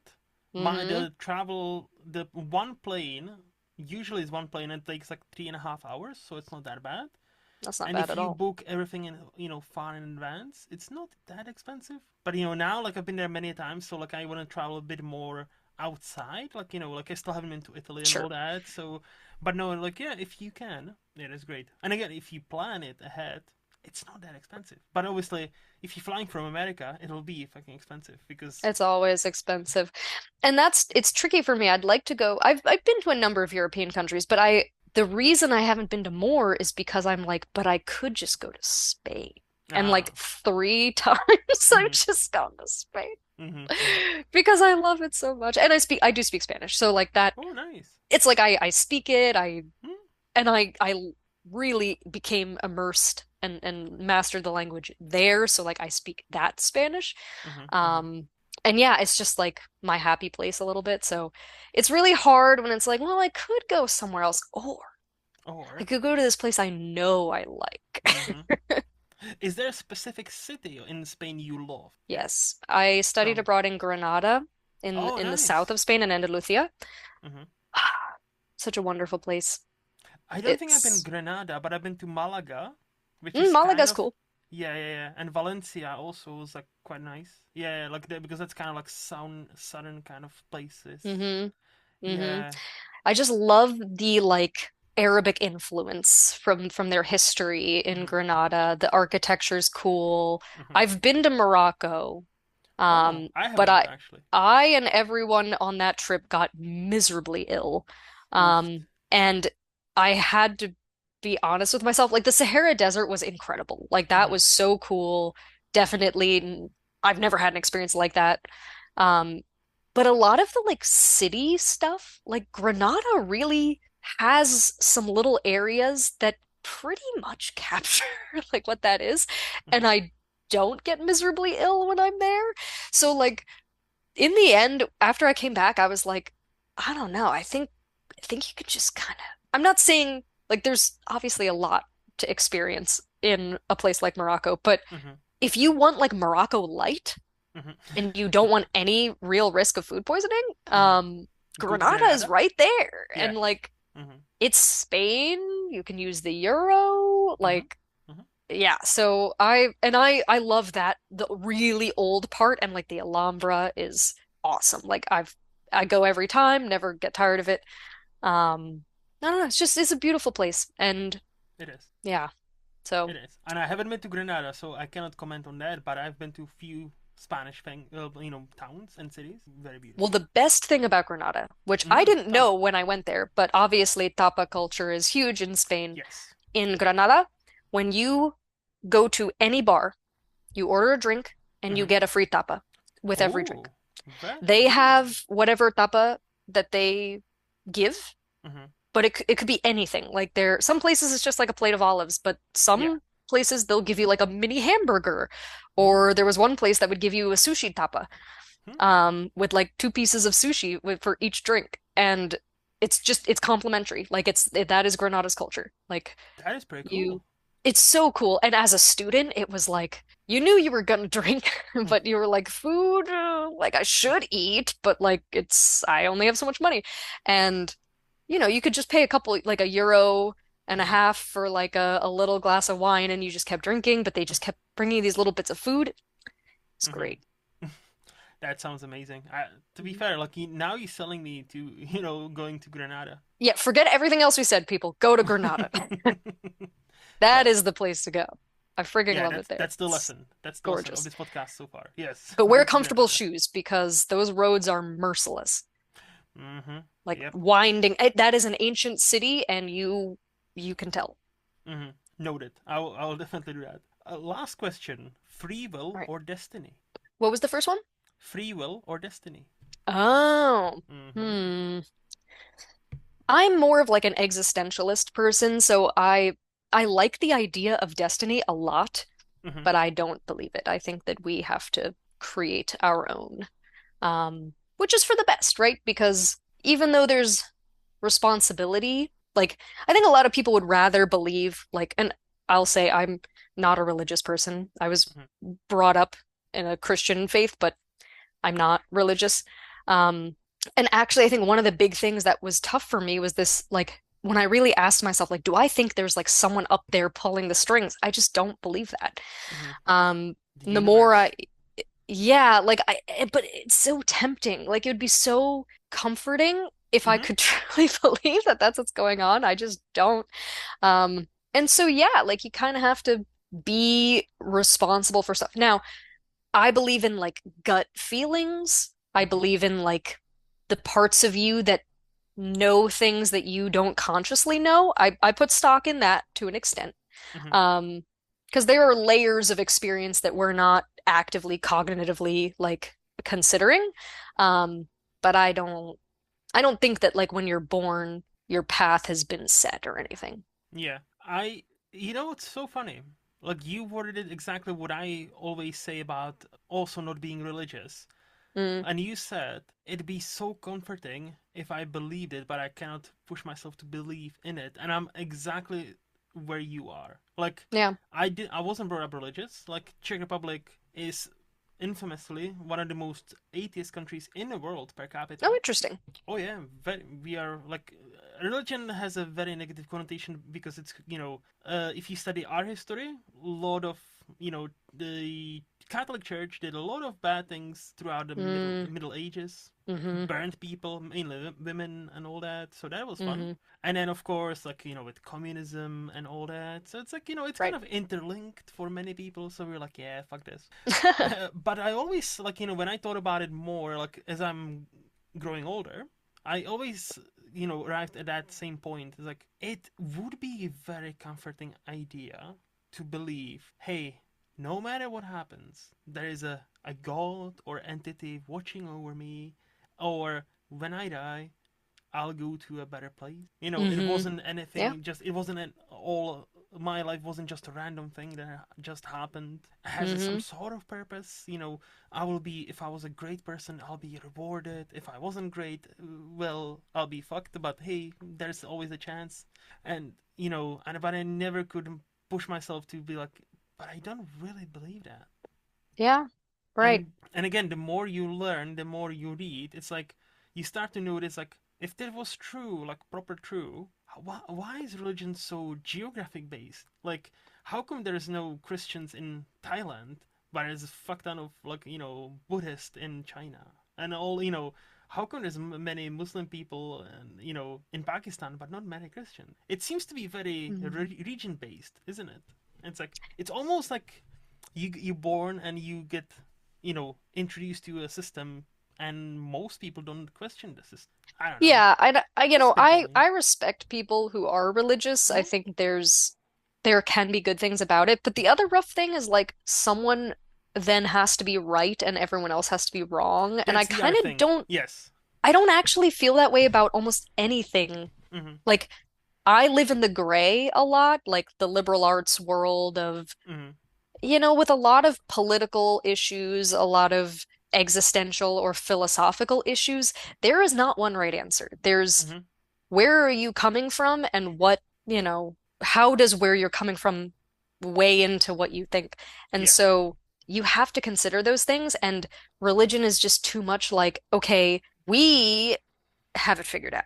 And everyone Hmm. else is wrong, and worst case, you're gonna go to hell because of it. It's like, But yikes. nowadays, all the major religions are trying to rebrand. Like, oh no, we respect everybody equally. We Hmm. yes, our book says there's only one true God, but you know what? We're gonna be fine to you. We're gonna be ace. Like, even though you cannot really think that and believe what you believe. So, like, I would say, like, to your point, I also respect, and I respect all the religious people who don't try to push their religious beliefs on me. Right. Like, I do respect those people, and if we can have a conversation about it, because again, like, I don't mind talking to any religious person. The moment Hmm. they will try to convert me, I might have an issue or two with that. But also, I think it was Ricky Gervais, the comedian, who put it very nicely. Like, he was, I think, on like Stephen Colbert, who's famously very Christian, and Hmm. he was like drilling him into, like, why there's nothing instead of something and all that. And he said, like, he said two things that, like, stayed with me. He said, first, if we burn down all the Bibles and all the, like, Qurans and all that, in 200 years there will be no religion, there'll be something else. But if we burn down all the science books, all the math books, in 200 Hmm. years they'll all be back, because those are laws of nature. But also, Hmm. regarding the one true God, he pointed out, throughout the history, like human history, there has been over like 3,000 gods. Hmm. Over Right. easily. So he's Hmm. like, I'm denouncing one more than you are. That's all I'm doing. You're Yeah. denouncing all the 2,999 gods. I'm just, denouncing the last one too. And yeah, Yeah, that's I like, like that. yeah, me too. Like, I don't necessarily agree with everything he says, especially lately. But, like, I always like, yeah, that's a good way to put it, because, like, if you're right, all the Buddhists are wrong, all the Islam people are wrong, like all the other Hmm. religions, like Jews, all the other religions are wrong. Hmm. So hey, I feel like it's gonna be the same. How much do you remember before you were born? It's probably, so what happens after you're dead? It's gonna be pretty much the same. Yeah. Like, I don't remember. I don't know about you, but I don't remember much before. I remember zero. Yeah, nothing at all. Yeah, Nothing at all. but maybe we are just not the chosen ones. Maybe. Yeah, and like I I would like to think I still live in a way that you would think I believe someone's watching. Like I want to do right by other people, Hmm. not because Santa won't give me presents come Christmas, but because it's the right thing to do. And see, this is so funny, because like you think a lot like me. Like, this is also what I've been talking to my now wife, because she's a bit Mm. more religious, but not also like heavy religious. And I've always told her, like, I wouldn't want to go into a world, like, let's say I die and there is a God, right? Hmm. Whatever the name of the God is, I don't care. And Hmm. if he sees, like, I try to live a decent life, and if he genuinely sees, like, oh yeah, you've tried to live, given the cards you've been dealt with, like, you tried your best, but you didn't bow down to me every Sunday in church, right? That's why I'm not gonna let you in. And I'm like, and to me that And was I will torture you forever. yeah, and that was my, and that's my argument. I don't want to go to heaven if the God is truly that petty. If there is an No. actual supernatural, mighty, all powerful, all knowing, all great being, don't tell me they are that fucking petty. That if the atheist who lived a decent life but didn't believe in that person or being, Mm. If they are really that petty, if they wouldn't let them in, I don't want to fucking go.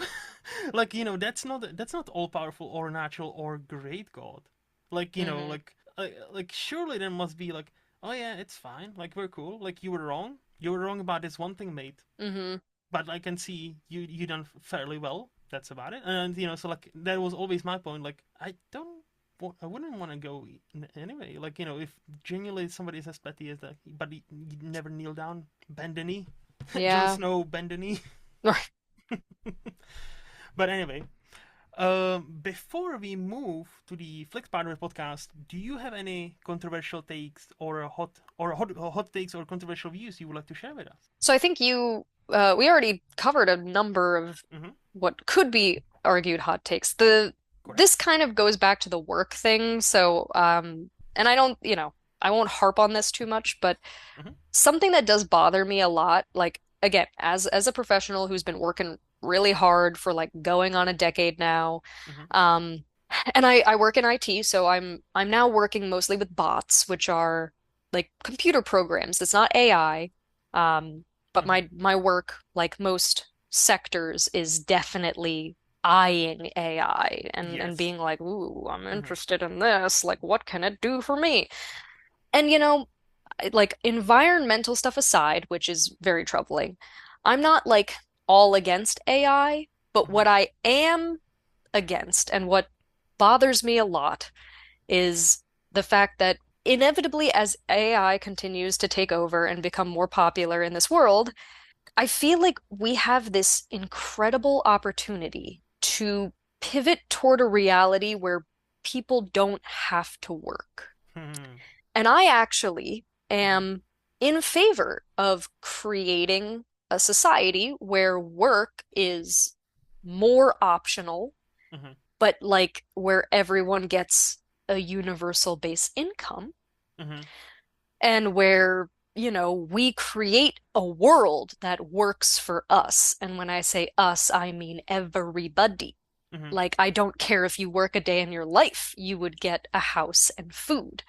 Um, and if you want to work, have fun, Yeah. but you don't need to work. Because, like, we are reaching a point as a society, we're so advanced that, like, this is in our, it's close, right? Like, Mm-hmm. we could create a society where all of these things about, like, well, I'm, overworked and whatever. And if I ever have a child, I'm gonna have like 4 weeks of maternity leave and never even know my baby, like all this crap. Like, that's where Mm-hmm. we are. AI could change all of that. It could, but Mm-hmm. that is not what we're doing. Oh. And Mm-hmm. what makes me angriest Mm-hmm. is that the place where AI seems to be moving and developing the fastest is to replace jobs that people want. Mm-hmm. And that offends me so greatly. Mm-hmm. Like, stay away from art, Yeah. creativity Mm-hmm. that is not yours. Mm-hmm. It's what makes us us. But we could be doing everything else. Yep. You could do Yep. everything else. So anyway, that's my hot take. So I'll give you the stereotypical American answer. Haley, I didn't Mhm. know you were a communist. Because, Socialist, Canadian. well, yeah, yeah. Well, no, this is screaming.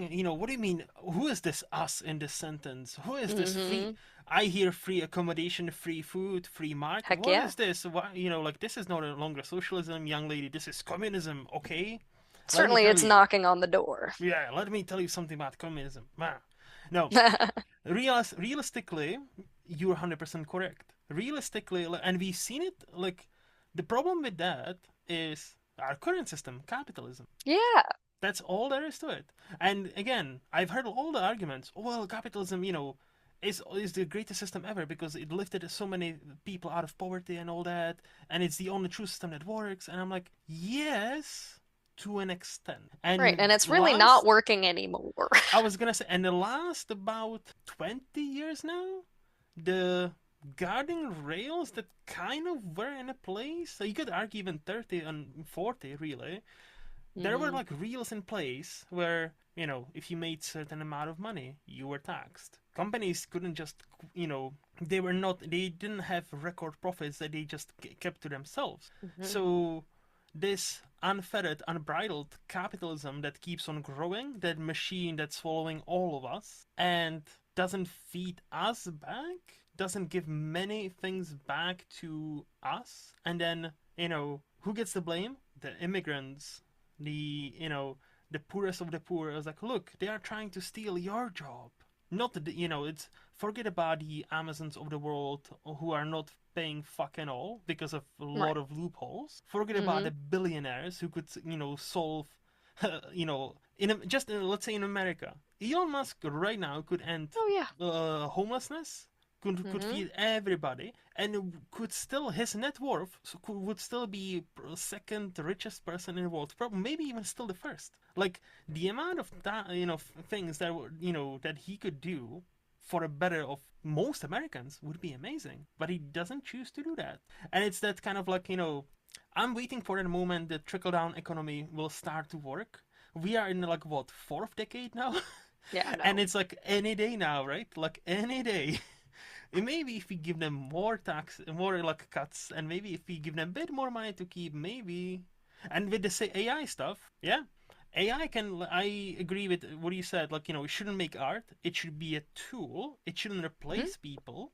But realistically, it will replace many people. So what will happen with those people? Because even before AI, there was like many automatization processes in place all over the world where we were losing the entry level jobs, Yep. right? Like Hmm. we are even before any AI came about. I already said give it back in 2015, 16. I was like, give it like 10 years, and a big like let's say grocery stores, they will be able to operate with 5 people maybe, if that, instead of 50. But We were wherever all having the these conversations yeah, in college about like the need for a base universal yeah, income, and yeah, that's where it comes from. Even mm-hmm, before AI was on the map, it was that mm-hmm, we are trending in the direction of most jobs don't need to be done by people. And mm-hmm, I don't think we should totally push back against that necessarily. mm-hmm, We just need to make concessions in other areas of life, and obviously life would look different. mm-hmm. It would.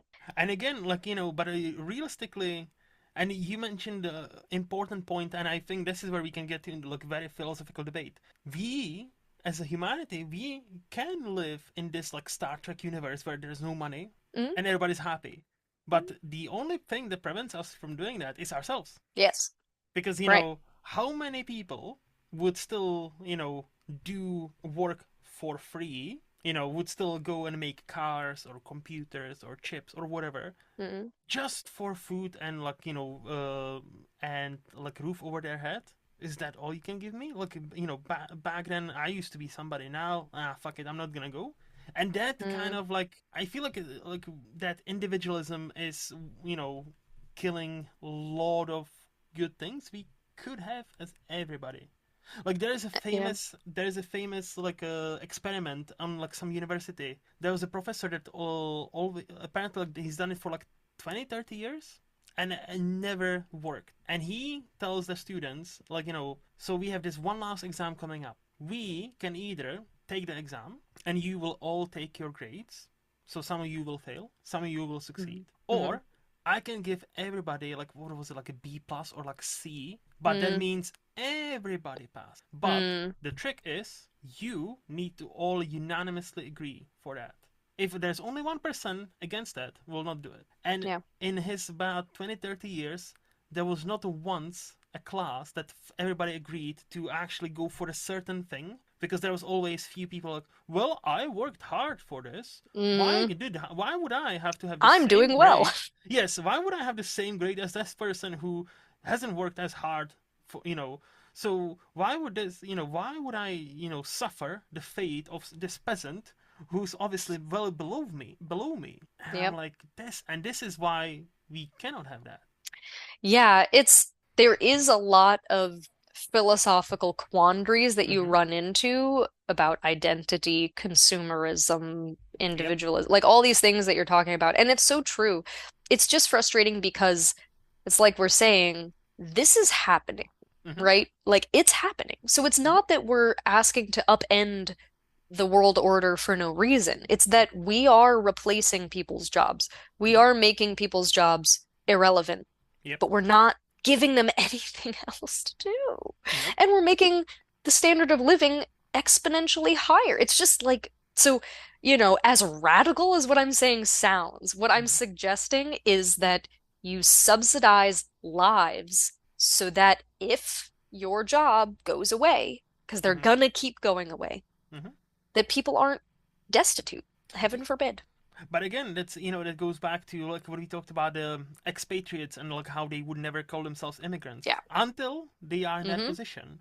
It's Mm-hmm. the like was it Arkansas? There was a couple of months ago where basically they all the farmers voted for Donald Trump because he promised them A, B, and C. Obviously, Oh, it's and we across the country. and Yeah.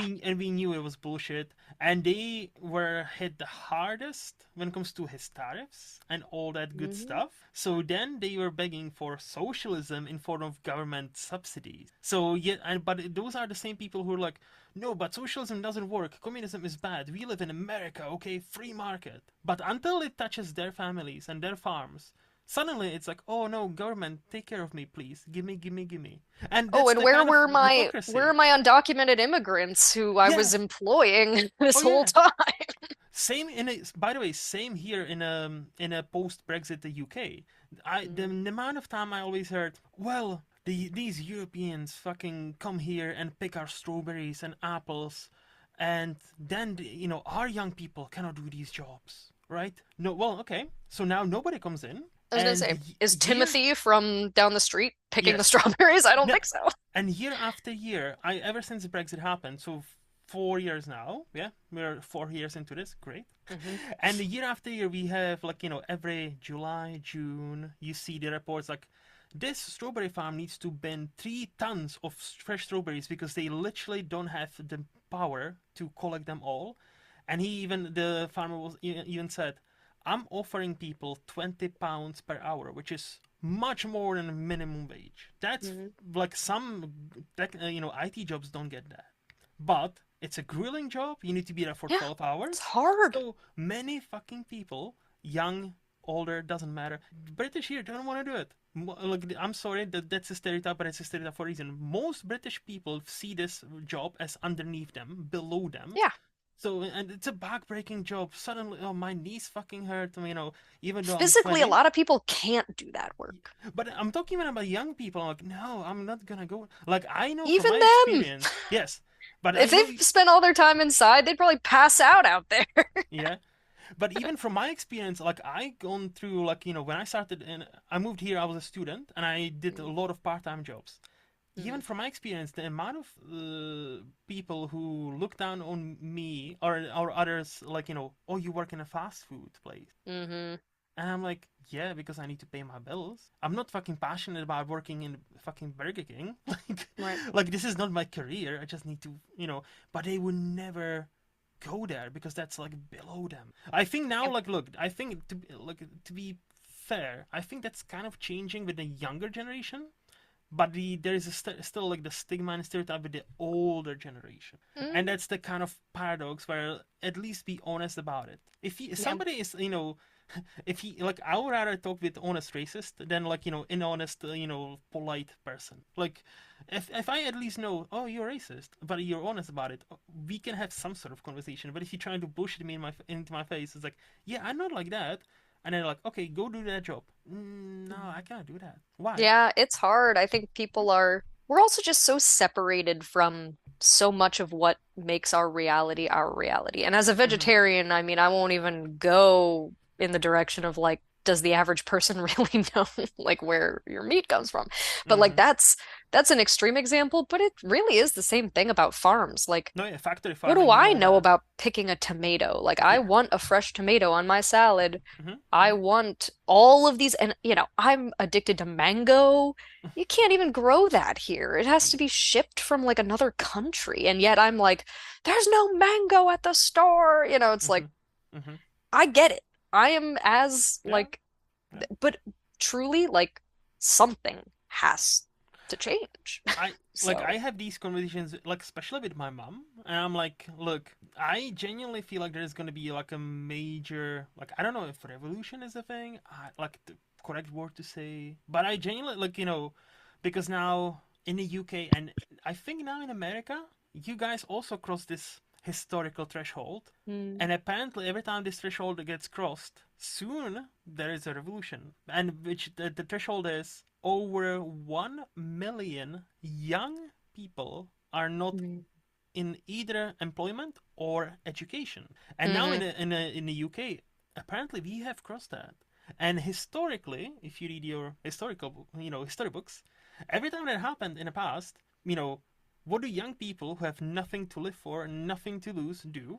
They rebel. Yeah. Yeah. So, and when the chasm of wealth is so vast between the wealthiest of us and us, I don't think neither of us is particularly poor, but I don't think we are, we are, I think both of us are much closer to being homeless than being Elon Musk level. Like, Certainly. so, like, like, yeah, I feel like something's gonna change. Whether that change is gonna be for better or worse, yeah, don't know. Well, I hope you're right insofar as I do think something has to change, and I think while we still have a democracy, I'd like to see people, Well, yeah, you guys you know. are slightly different thing as well. With your democracy is kind of like in shambles a bit. Yeah, like laws are not really applicable to certain people. Yeah, yeah, that kind of stuff. That is But true. yeah, I think we need a big ol' shakeup, and I mean it should honestly, millennials are suffering too. So like I Hmm. just, I know people who have gotten laid off and it takes them like a year to find another decent job, Yep. you know? Yeah. It's crazy. Yeah. No, same here. Like the job market where I live is fucking awful. And Yeah. that's the other thing we haven't even touched on. Like, and my mom's generation, like, 30 something years back, 40 something years back, if you had a degree from university, damn, you were important person, right? You were Mm. somebody. But nowadays, you throw a rock and you hit five people with useless degrees, but they have degrees. I And have if a everybody master's has a in degree, globalization. and see, and if everybody has a degree, nobody has a degree. It's like Yeah. and Yeah. suddenly you need a degree even for the entry level jobs. And I was like, what? Right. To You, to basically be a glorified admin. yeah, it's like, oh, we need this and we need 5 years of experience. We need this and this. And I'm like, what? For entry level job for minimum wage? Get fucked. Like, honestly, this is not sustainable. I don't. Yeah, I think you're right. Definitely not sustainable. But people need to, the commoners, the peasants, us, we need to do something about it. Yeah. As Yeah. we learned from COVID, that's the only thing that works when the world actually stops to a halt. hmm That's when the corporations start to panic, when nobody is buying their stuff. So, but yeah. Anyway, that was a good debate, I think. Great. Do you wanna move to the Flix part of the podcast, or do you have Yeah, any let's do other? that. All right, No, I think that sounds good. I mean, I think a lot of the themes we touched on may or may not Mm-hmm. surface as we talk about movies, because what Okay. are movies if not, you know, a Yeah. way for us to process the best movies make us process things that are worth thinking about. Correct. And with that thought, I'll ask you, Haley, what is the last new movie you would rate 5 out of 5? So anything 2020. Mhm. So I will give you two answers here. I've seen some 5 out of 5 movies, but the movie that I want to bring up here Mm-hmm. is my favorite movie that I've seen most recently, which is Poor Things, Nice. with Emma Stone. Mm. And I did just see Begonia, which I really liked as well. I still haven't Um, seen that one, so yeah, but I've I Poor recommend Things. it. It's good. Yes. Kinds of Kindness was like a little far out, but Mm-hmm. I think he's like back on track with Begonia. Though I Yeah. really thought that was excellent. But Poor Things is in a league of its own. Like this is one of Mm-hmm. my favorite movies ever. Like Mm-hmm. I actually saw it with my dad, which is for anyone who's seen this movie, it's not ideal, right? But Nope. my dad and I are like the type of relationship we have. He's like a psychologist, and we've always had very like, you know, he's good at treating me like an adult, and so it was not nearly as weird as it should have been Mm-hmm. Mm-hmm. because we are both mature and could kind of like appreciate the movie. But I loved this movie so much.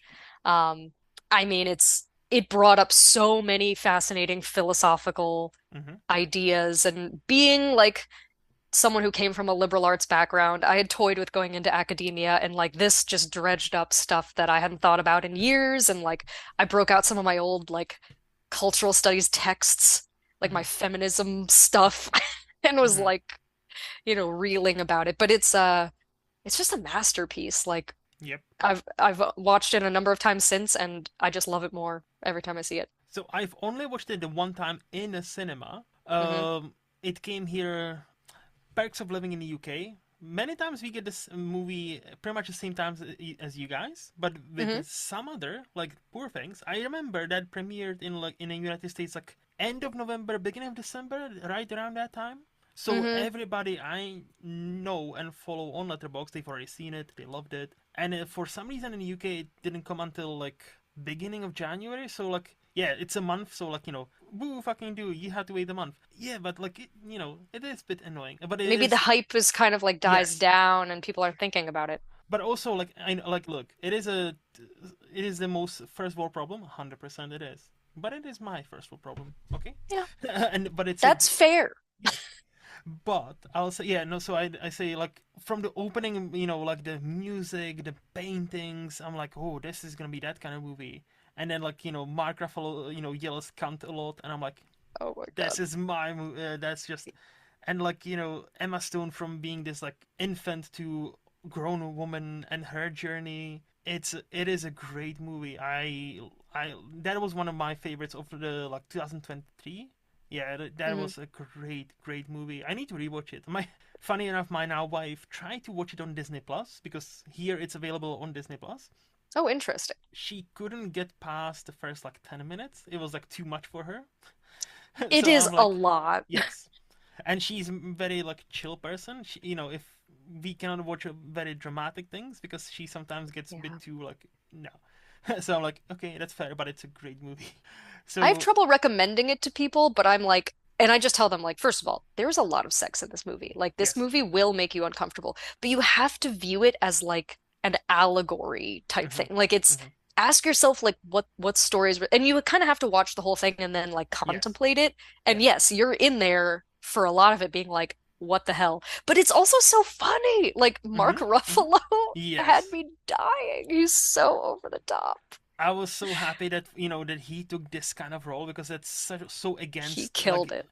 yeah, like so against most things he's been doing recently, which I Mm-hmm. like Mark Ruffalo, but that was so against his type, and to play this bad guy, which he was, and Mm-hmm. like yeah, and just Emma Stone. That year it was so hard between her and what is her name from Killer of the Flower Moon, the who was I know who you're nominated. talking about, but I'm the worst with Yeah, people's names.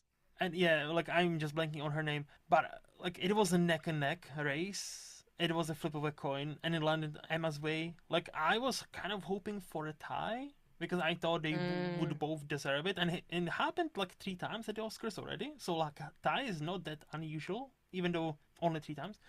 But no, mm. like Emma, you cannot argue with Emma Stone winning that year. Like such a What she had to powerhouse. do, Yes, like it's such what a that powerhouse character performance. was, is Mm-hmm. insane.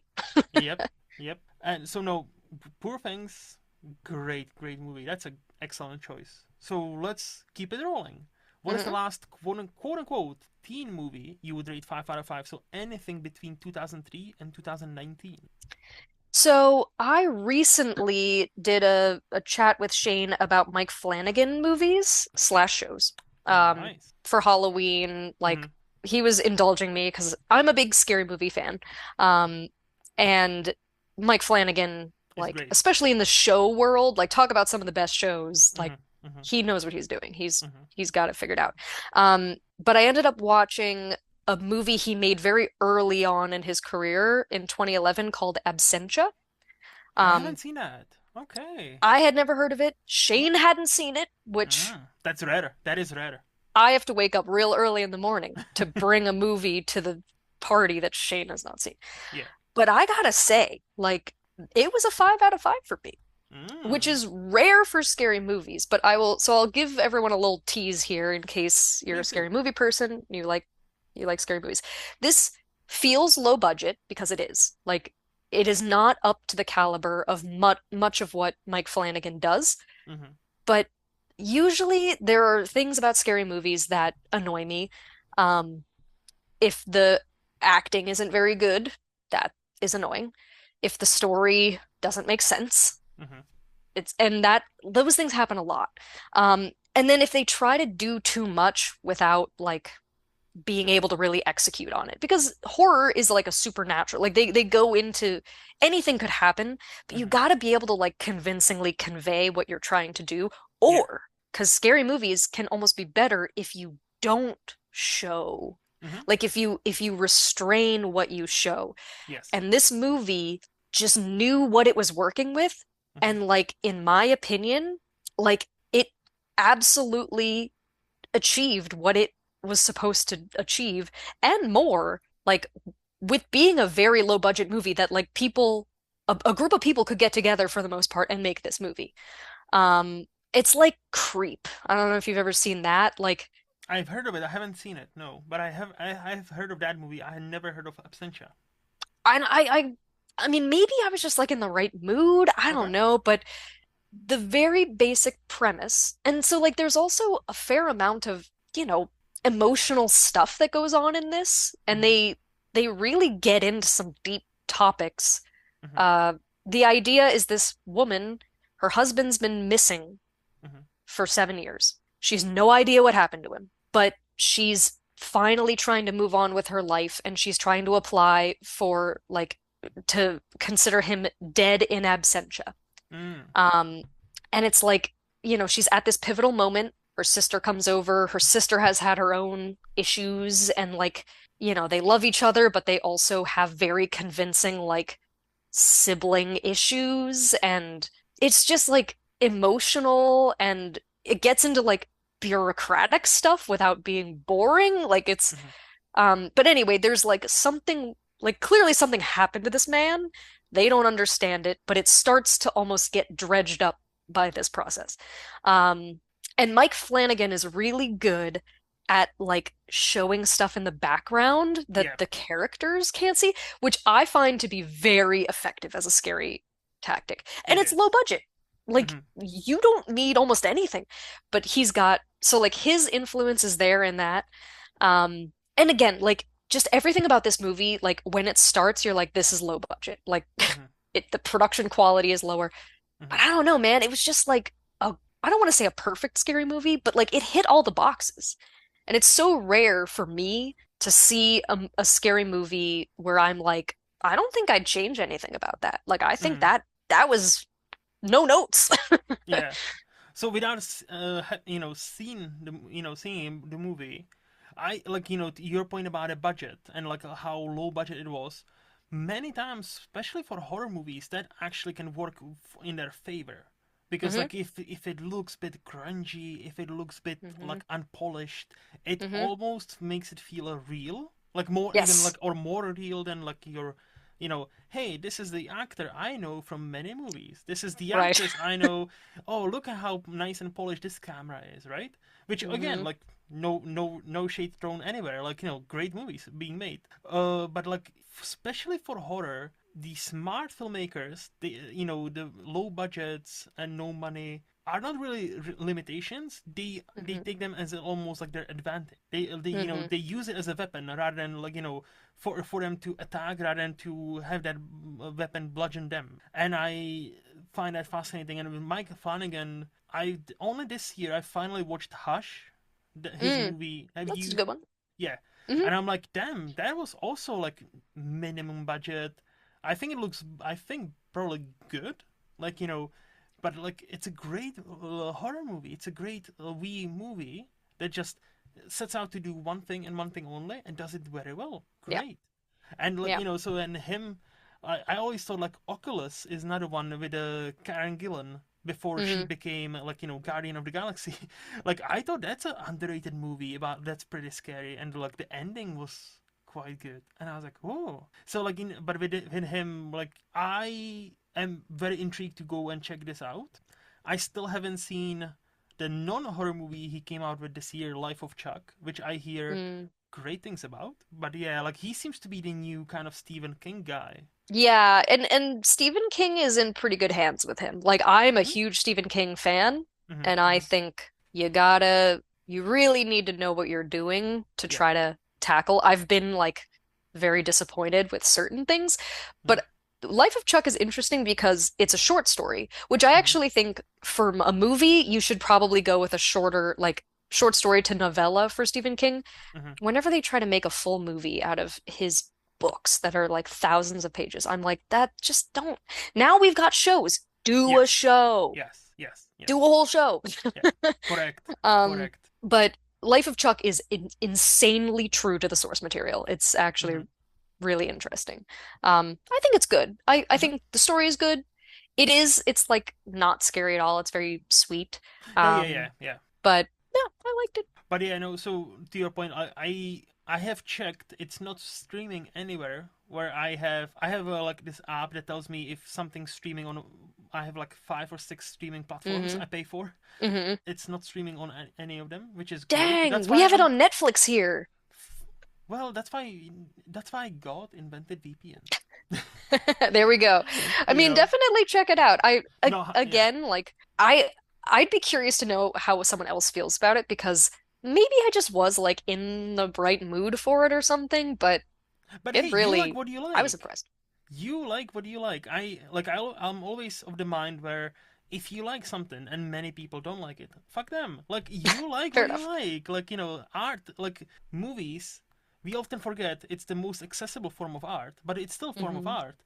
Oh, Just yes. because it's not a mainstream thing to like this picture or to dislike this very liked picture, that doesn't mean you're correct or incorrect. That just means that's your feeling about it, and I'm much more interested why it didn't work or it worked for you. Like like in hmm this case, like why hmm something works so beautifully for you and maybe doesn't work for others. And like as long as you can tell me, oh, it worked because A, B, C, and I had this, rather than I don't know, it just worked, and I'm like, well, that's the discussion over. Yeah, right. you know. No, but I'll definitely remember that and check it out because Mike Flanagan is an interesting guy, and I need to check out more movies of his because yeah, like what he's done with several of them I've seen, I was very impressed. He's a very talented guy. So, Awesome. what is the last adult, quote unquote, adult movie you would rate 5 out of 5? So anything 2002 and 1975. Yeah, so I I have seen this before, but I Mm-hmm. recently rewatched as an adult Raising Arizona, which is one of my dad's faves. Um, Nice. it was just so good, man. Mm-hmm. Like Mm-hmm. Nicolas Cage, I mean, in that movie, he was probably younger than I was watching it, Mm-hmm. which was mind-blowing to me, but he's just this like absolute mess. And the whole Yep. movie, I have a soft spot for these like I kind of like movies where all the characters are kind of bad. Um, Yep. I don't know what it is. Like one of my favorite movies of all time is also Snatch by Guy Ritchie. Uh, Nice. it's just, like when everyone's a little crooked, I don't Mm-hmm. know, it just makes everything a little different and It feels I more don't know. personal, like relatable. Yeah, like Yeah, everyone and then if something goes sideways, you're kind of like, well, yeah, they had it coming. we kind of did. Yeah. And so it's just like levels of like bad in this Mhm. Mhm. movie. It's like everyone's bad. But my dad will always say that like the bounty hunter character is like one of the most evil people in like his cinematic history like that he knows of. And just like seeing that guy, I'm like, wow, this is so Mhm. true. This guy is like so over the top, comically Mhm. horrible. Mhm. But yeah, I just loved it. It was like it knew exactly what it was doing and it was silly and yeah. That should be like a staple. Mhm. I'll probably pull that out every couple of years. Nice. I That's another one I need to rewatch because I've watched it only once about I want to say almost a decade ago now. So like it's Hmm at least 8 years I think, and maybe more. And I hmm remember liking it. Like I'm high on that movie, but I wasn't like fully in love with it. But I wonder how it played now. Like because I've now grown to appreciate Coen Brothers a bit more. hmm So I feel like now it would play much better. Like even like where I would like not just quote unquote like it, but I might actually love it. So I definitely want to give it another shot, especially like look, Nick Cage can be Nick Cage or very Nick Cage. He's got like a Yes. few different speeds, but all of them are Nick Cage. But we love him Absolutely. for it. Like we love him for it, and I love that kind of redemption arc he's seems to be having for the last 5 years. I'm like, the projects he's choosing and the performances. I'm like, all right, Nick Cage is back. He's doing what he wants to do. That I will give him. And when that is long legs, I I still say haven't seen that one. I you do. still haven't seen that one. It's it's great. But I heard it's it's Nick Cage, interesting. man. Yes. Like I think it's I polarizing. yeah, no, no. Yeah, like it's definitely mixed. I Yeah, liked I it. know. I know. Yeah. The one I was going to bring up is the movie Pig. Have you seen that yet? I haven't seen it, but I've heard of it. Like that performance he puts in as this used to be chef who just cares about his pigs so much. Like genuinely, if he was nominated that year for an Oscar, I would be like, yeah, that kind of makes sense because that is the level of Nick Cage we haven't seen in like almost 2 decades, I would say. Like maybe since like the adaptation. Like Yeah, when he's like really, when he was just allowed to be completely unhinged and yes, no one was yeah. trying to like put him in any kind of box. Yes, yes, and he didn't have to pay all the like taxes and IRS so now he actually can make even these like low budget movies where they pay him next to nothing, but he can actually act.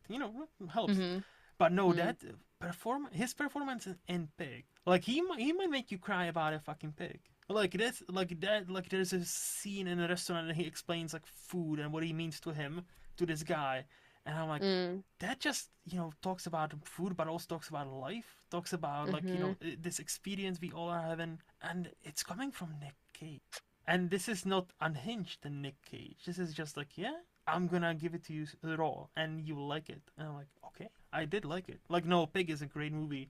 And Raising Arizona, this is one of his earliest ones where it's like, oh yeah, hmm this guy, he is a bit crazy but he's fun.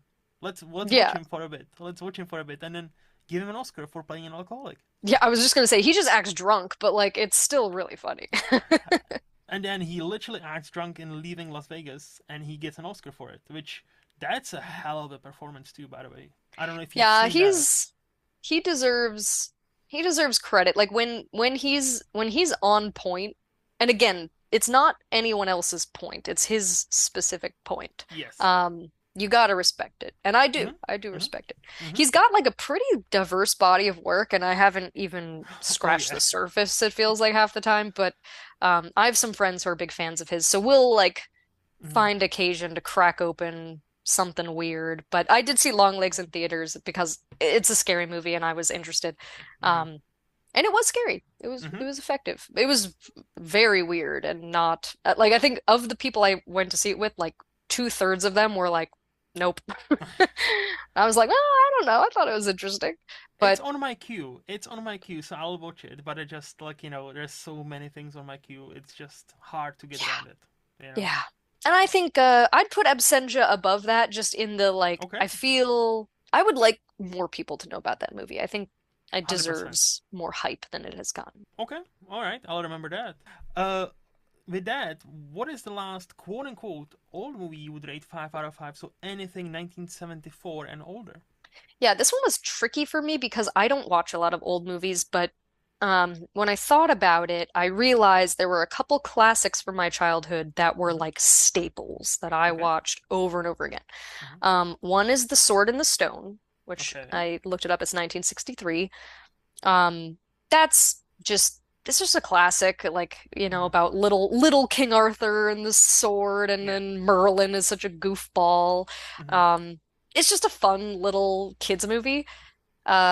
And I didn't really like, I mean, for how old it was, like even when I was watching it, like 30 years later, I was like, this is great. Like I'm Hmm. enjoying this.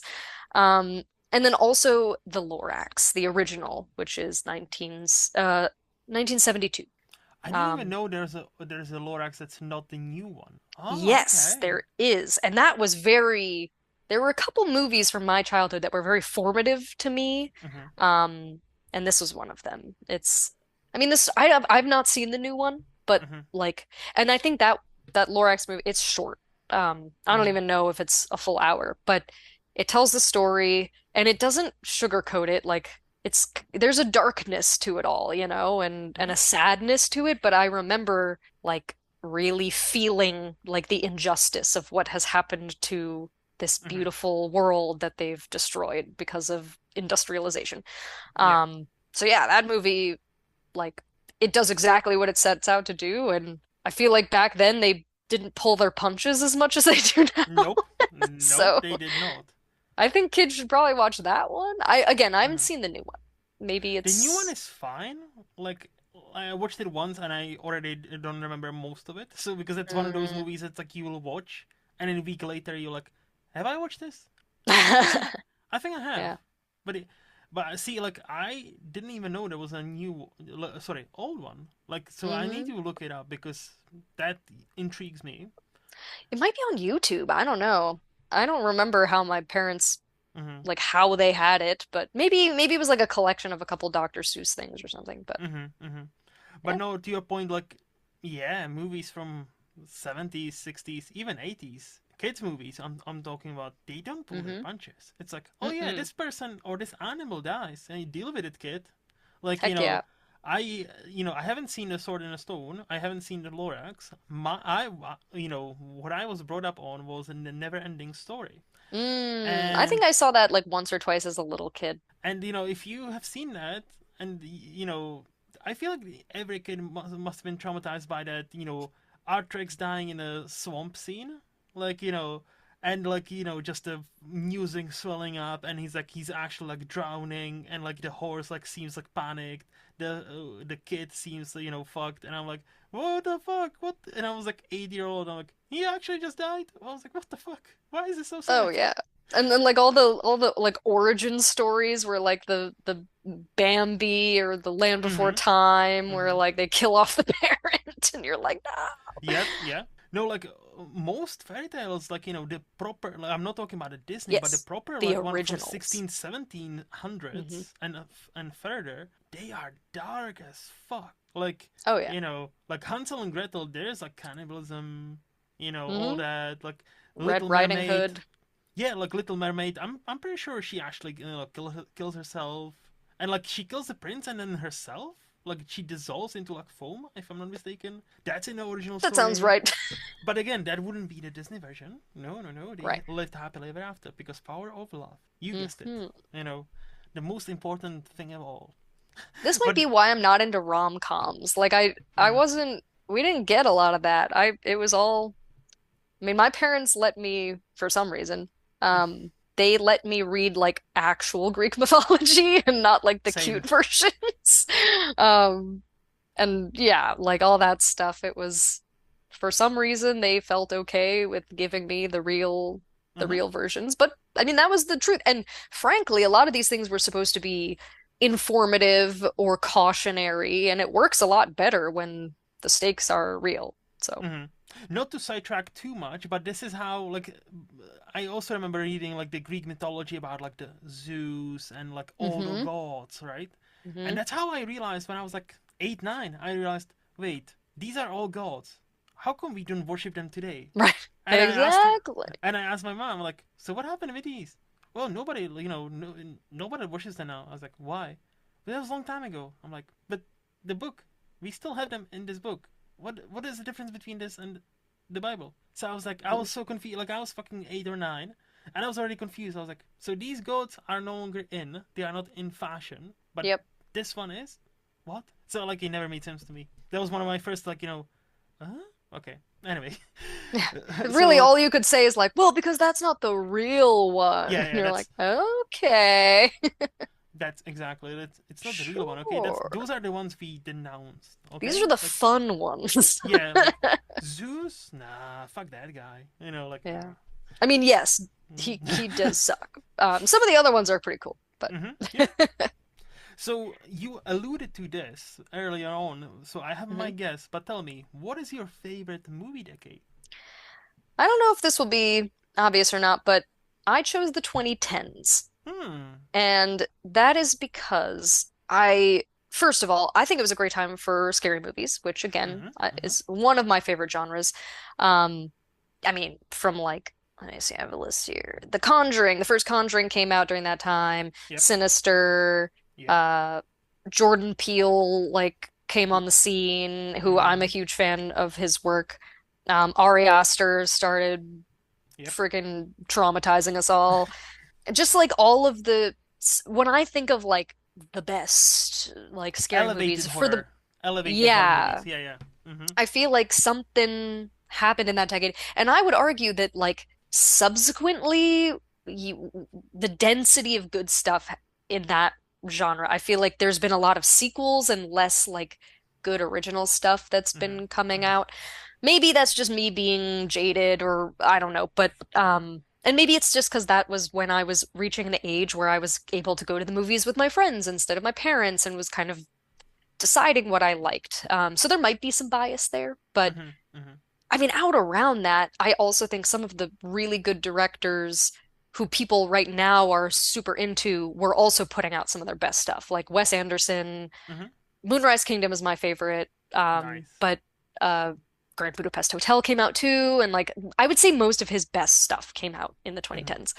Uh, Same thing with oh, Christopher Nolan, like I think that was Mm-hmm. like peak, just the stuff he was putting out in that decade, in my Mm-hmm. opinion, was even though my favorite thing by him is Memento, I just think his Nice. other stuff was like just like banger after banger. Mm-hmm. You Mm-hmm. gotta respect that. Um, and then I have a love, so I don't know this, I think I'm gonna bring this up later, but Mm-hmm. I really like new age westerns, not classic westerns at Yeah, all. like neo-westerns, kind of like yeah. Yeah, and but like even just things that are like definitely westerns, but they've they've evolved into like no, everyone's like really dirty and Yep. everything's very dangerous and like Yep. this is not a good place and time to be Mm-hmm. alive, but Mm-hmm. like Mm-hmm. here's the story anyway. Yeah.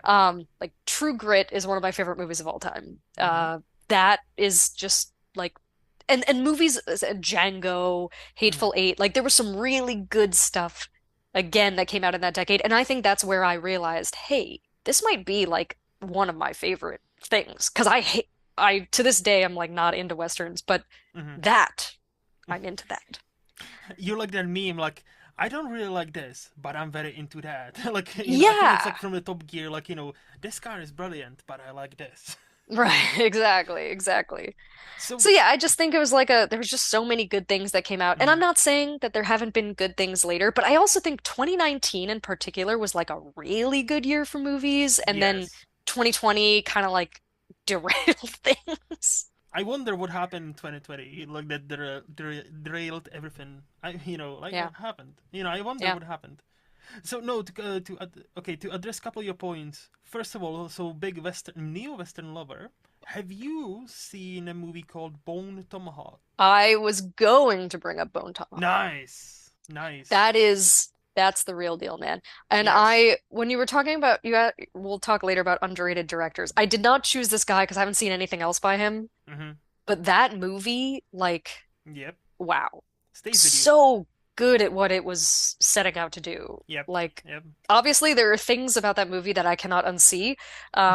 And like I don't mind gore. Obviously, I watch Mm-hmm. scary movies, but like even I was like, wow, Mm-hmm. I would like to watch this again, but I think I'll do this for that one part that I think we both know about. So you But no, into that movie was excellent. yes. So you're into horror, or as you call them, scary movies. But every time, by the way, but every time you say scary movie, I just think of the scary movie, the parody. So I'm like, oh wait, no, she actually means horrors. Okay. No, I mean like yeah, like Yeah, yeah, no. the horror Yeah, yeah, genre. yeah, yeah. Not that I don't appreciate the scary movie franchise for Oh what no, it the is. the first three are bona fide classics. The first Yeah, three are great. The fourth, yeah. the fifth, no. Anyway, I didn't even get besides the that far. point. No, I really love the fact that you said your favorite Nolan movie is Memento. That Hmm. is very good take. I wouldn't know if it's my favorite, but like with Nolan, I've said it before. I'll say it again. He's got like 7 or 8 movies where if you tell me this is my number one of his, I'll be like that makes sense. And Memento is 100% one of them. If Hmm. you tell me Interstellar is yours, yeah. Inception, yeah. Prestige, yeah. Dark Hmm. Knight, yeah. Oppenheimer, Hmm. yeah. Hmm. Like he's got this impressive list where most directors have like the obvious like one or two standouts. And it's like, yeah, it's between our one or two. He's got like seven or eight. Yeah. I know people who It's not even love fair. Dunkirk. Yes, I exactly. liked Dunkirk a lot. Exactly. Me too. Me too. Hmm. But you know, and any director's filmography, that would be the clear standout. What he does with time in that movie, like how then you figure out, oh wait, you watch 1 week, 1 day, and 1 hour, and you somehow he aligns it beautifully, and then there's a Hmm. beautiful like home, and there is like the boats that come to help. That's just that moment stays with you, and especially when it's actually based on a real life story. You know, that's what you know people of Britain used to do. They stand up for each other. Well, it was a nice time. But yeah, no, that's fascinating. So, and your love for horror, interesting. That's. Can I ask, Hmm. what is your opinion on? There's this movie called The Substance from last year. Mm, So you yes. don't like body horror, some or not? I presume because you said the thing about a bone tomahawk, you prefer like a spooky supernatural as opposed to like body horror. Am I correct? Yeah, but I will Okay. say, like, body horror with a purpose Mm-hmm. is, I'm there for it. I mean, really, like, Mm-hmm. Poor Things, while it's not graphic, it still definitely, like, hints at a lot of that stuff, but I think it's Mm-hmm. effective and important. Um, no, I thought The Substance was excellent, and I am pretty upset that Demi Moore didn't win the. Like, Yeah. I saw Nora, and I also really liked that movie, Mm-hmm. obviously. Like, Mm-hmm. and what is it her name? Mickey? Yeah, Mickey Madison, yeah. Or She Mikey Madison. Mike, yeah, Mike Mikey, yeah, that's what it Mikey was, Madison, Mikey. yeah. She's awesome. She Mm-hmm. really is. She kills it. I went to undergrad in New Jersey, so I like also appreciate her like New Yorky, Yeah. like New Jersey, Staten Island thing that she's got going on. Um, she killed it, but like again, like what she had to do, the character she had to play, you can't compare like Mm-hmm. what Demi had, like what she was doing. And so yeah, was it hard to watch? Sure. But Mm-hmm. for what it was trying to convey, I think that's horror well executed, and Yeah. I would, see things like that. Now, Bone Tomahawk didn't have to do that. They Yeah. didn't have to do that specific one thing. There was a lot Yeah. of other body horror in Yes. that I was totally on board with. It's like, okay, if you're gonna blow off someone's fingers, fine. Mm-hmm. If Mm-hmm. you're gonna have someone like cut a hole in their throat, like trach thing, like Yeah. okay. Yeah. But Yeah, I know exactly what do you have to scene you're like referring to. cut a Yeah. person in half and show me the whole thing? No. You don't have to do that. Like No. every other second of that movie, I was like totally on board. Mm-hmm. But So yeah. no, like I'm fine with body horror in any shape or form. Like I like nowadays, like nothing really phases me like that. But yeah, the reason I brought up Substance is because it's my favorite movie of last year, and like Hmm. I was also rooting a tiny bit for Demi. But Mikey, it's hard to argue against that, especially when you see her in interviews, and she is the polar opposite of Honora, where she is like Mm. very soft spoken, very quiet, very polite, I think she and did all her own dancing and stuff. Like, I yes, really do give her yes, credit.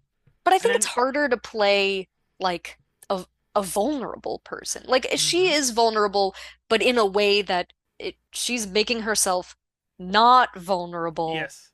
as her vulnerability, which again, awesome. And that's why the final scene should hit you in the car. That's why I like that know. final scene like cements who she is, Yeah. and it's fascinating movie. I love that movie too. But the Substance, I genuinely think that's gonna be one of those like give it 15, 20 years. There's gonna be people like hey, we're watching The Substance tonight in a cinema on a big Hmm. screen. So Hmm. everything is screaming in our face, and we'll have a blast. I think that's gonna be like a cult Like how people classic. watch The Thing. Yeah, kind of like that. Yeah, and I'm like, yeah, I was just I seen it in a cinema. I was not ready for what I've gotten, and I loved it. Like I was just like, yeah. And I hope you're Margaret right. Qualley, and Margaret Qualley, by the way, she should have gotten more recognition for that movie. Like all props Hmm. and power to Demi, of course, but I feel like Margaret Qualley was kind of left behind when it comes Mm. to being recognized by like Golden Globes or Oscars because she did amazing. She did a great job too, for sure. It's hard because I'm just partial toward people and roles Hmm. that are challenging in like not just what you have to say and do, but like the weight of the whole project. Yeah, Because again, that's where I feel like Emma Stone couldn't be compared because yeah. she had her lines and she had her motions, but like everything about that movie, like she Relies on her. became that movie Yeah. and perpetuated this completely like a thing that never existed before. She does that and brings it. Whereas, and then Demi is the same way. Like this, Hmm. it's kind of a weird concept, you know, the Hmm. idea and you have to kind of, but like she brings it to life. Um, and yeah, I think Margaret does too, Hmm. but it's easier to be like hot when frankly you are. I mean, Hmm. she's one of the most beautiful people who's like famous right now, I Hmm. think, like just objectively. Um, I thought both they had Demi's like Oscar reel, which it was actually used, was the bathroom scene when she was getting ready for a mhm, date. When I saw it, I was mhm. like, yeah, this is if she's nominated for this movie, this is gonna be her Oscar reel. And Yeah. in Margaret, I was gonna say like pretty girl should smile, and like she like when her like teeth are falling out, so she cannot smile, and she just tries to smile Yeah. as widely as possible, like this like uncomfortable almost smile. And these men, led by Dennis Quaid, are like Hmm. so oblivious to everything, like, beautiful, like all over the top, right? And it's just like, Hmm. no, like yeah, loved it, like and but yeah, so 2010s. Go back to your point. You cannot argue with that. 2010s, especially for as you say, you're into elevated horror. Hmm. That's where it kind of where it took off. Because before that, we had it was either a slasher movie, I was or it gonna was say a slashers. yeah, or it was a spooky movie. It's like, huh, there's a ghost or two, and like, Hmm. but there were not many elevated, and then yeah, now it's an actual term that was coined by Ari Aster, Jordan Peele, all these guys, like like another one. I think it follows Mm, yeah.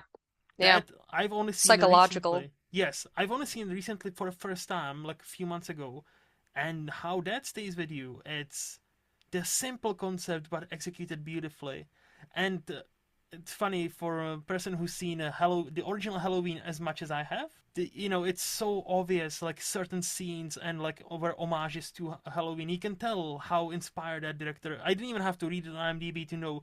Yes, this is most of that movie is homage to Halloween and to John Carpenter Hmm. and the way he shoots movie, even to the point where there's some like synths here and there or used for a soundtrack. I was like, that must be a Halloween nod by that director, and I Mm. love that. So yeah, no elevated horror 2010s. You cannot go wrong. I hope we get back to it because I mean Yeah. Ari Aster, I'm a little bummed that he's pivoted. I mean, I've seen his most recent stuff and that's like a whole other conversation, Mm-hmm. like good and bad. I Mm-hmm. think Mm-hmm. both I don't hate either of the movies. I think a lot of people are like, "Ugh." Yeah. Even Beau is Afraid, I think there's something to be said about that. Uh, Mm-hmm. but like, I just think Ari Aster was one of those people who, once I saw his movies, most things didn't even hit that hard anymore. Like Like Hereditary changed me. Hereditary is so unnerving. It's yeah, and It's one of the worst things I've ever seen. Like in that it's one of the best things, but yes, it is like yes, one of the yes. worst things I've ever seen. And it's like Midsommar. It's like the almost uncomfortable, but like in a very like damaging psychological way, where it's like Hereditary is like this scary way, where it's like you're unnerved all the time. Yeah. But in Midsommar, you just want to fucking kill yourself all the time, and you're where Florence Pugh is. Pretty much Trauma, but make most of it the pretty. yes, exactly. Just like most of the movie where she's like down low, and the Yeah. movie makes you feel that throughout its lengthy runtime, and I'm like, Mm. ooh, this guy, man, just yeah. No, but like I feel like horror is in good hands because there's such new up and comers almost every year, and it seems to be the genre is like, hey, do you want to prove yourself? Make a horror movie and Mm. see what happens. It Yeah. seems to now be because it used to be, oh, if you're done, just make a horror movie, make a Mm. Friday the 13th part, 15. Yeah. You know, Saw yeah, 12. yeah. But now it's like, oh no, oh you're up and comer, you have a horror idea, okay, let's go and see what happens. Like, oh, but see, Have you from this year? I might give you a recommendation. Have you Please heard of do. this movie from Norway, I believe, called Ugly Stepsister? No. I'll write It's it down. a Norwegian retelling or spin on Cinderella, told from the stepsister's point of view. The Ooh, problem okay. is, it's a lot of body horror and a very uncomfortable body horror. It's basically about Mm, like what is beauty and how far you're willing to go to be quote unquote beautiful. So mm, first, I would definitely not eat anything whilst you're watching that movie. And second, be ready to be uncomfortable. And some sex scenes as well, like very unusual, interesting sex scenes. I'm like, hmm. okay, okay. So But it's yeah, no, experimental. it is, but also it's like it's also very down to earth. It's like, Mm, hey, what if Cinderella actually happened in 16 1700, but in Norway? And hmm. what if it was told from the stepsister's point of view? I like stuff like that. Yeah, me You too. know? And it was a It's great like the movie. Western thing where it's like, Yes. all right, we get it. There's like the cowboy hero, Mm-hmm. but like what's really going on? Like tell me Mm-hmm. what's really going on. Mm-hmm. Make And I everyone like gross and Yep. Do you have a subscription to Shudder, the streaming service, I horror movie? don't, but Okay. Shane does, and sometimes usually when we hang out, my husband doesn't do a lot of gore, so Mm-hmm. like I watched Bone Tomahawk with Shane. And like there's Yeah. things where if Yeah. it's just him and I, it's like, all right, well let's I'm sure. so I I have a know. list things to Yeah. watch for that. I know Shane's seen it, and I'm pretty sure this is like a Shudder original, at least here, or they was inquired by Oh, them. So like that's how I watched it on Shudder. I mm, made my like V trial just for that, so I can watch it, nice. and I'm like, oh, this was worth it. No money I've paid for that 1 week free. This was very Yeah, much, very much worth it. No, so yeah, nice. like if body horror with some sort of messaging, with some sort of theme is your cup of tea, and you not just don't eat anything during that movie, Fair and enough. yeah, you might like it. But All right, yeah, awesome. so I think you've hinted at this, so let's hear it. Do you have a movie hot take you would like to share with us? Yeah, I think I pretty much covered it, but I do feel like when I was growing up, I viewed Westerns as just, these cliche, Mm-hmm. Mm-hmm. boring movies that were only about men and Racist. honestly like racist. Yeah, just like not they just weren't for me. Mm-hmm. Um and True Grit was the one where I didn't know it was like in that genre going Mm-hmm. into it. But my dad, again, my dad, he just sometimes he knows. And so he brought me to see that and I loved it. And Mm-hmm. like that kind of changed my viewpoint. I think around that time as well, it's totally different, but also not. Rango, the animated movie, Yes. I freaking love that movie Same. so much. It's Same. so good. And like these like normally animated characters are cute. Mm-hmm. Everyone in that movie is so gross. I love it. It's perfect. They They're kind of are, like grotesque looking, aren't they? yes. Yeah. But Mm-hmm. it's like back then, I mean, and of course, like this is a fictional world, but what it's suggesting is like if you lived in one of these like Mm-hmm. pioneer towns, like you were rough and ready. Like life was not pretty. It was not glorified. It's like the opposite of what I think Westerns tend to bring up. Like, yes, there's the idea of honor Mm-hmm. and, heroism and stuff, but like a lot of it is like shooting people in the back and Yes. and yeah, being like prejudice. And so if you're upfront about that and work it into the plot, like True Grit just does Mm-hmm. such a good job of Mm-hmm. like all of the above. Um, but then, we had Django, and there's just been a number of movies since Mm-hmm. then that I think have really done a great job with that. I also really liked the show 1883.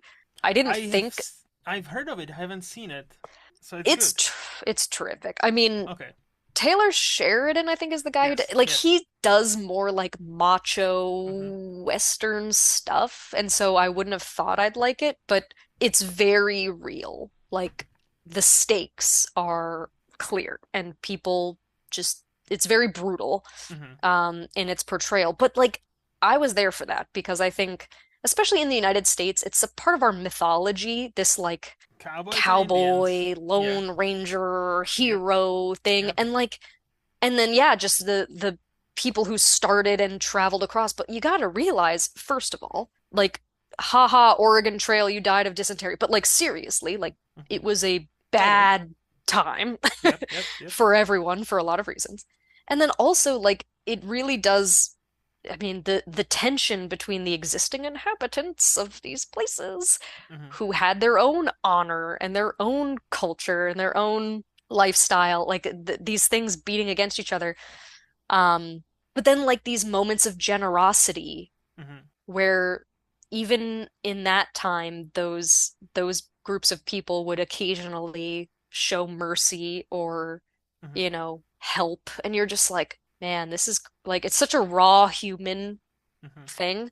And oh my God, I cried so much. I mean, I cry pretty easily, but So wow, was it it during the just 1883 show? You yes, mean? Okay, okay, okay. that whole Just the making whole sure. show, All right. like, but really the end, Mm-hmm. like, d obliterated me.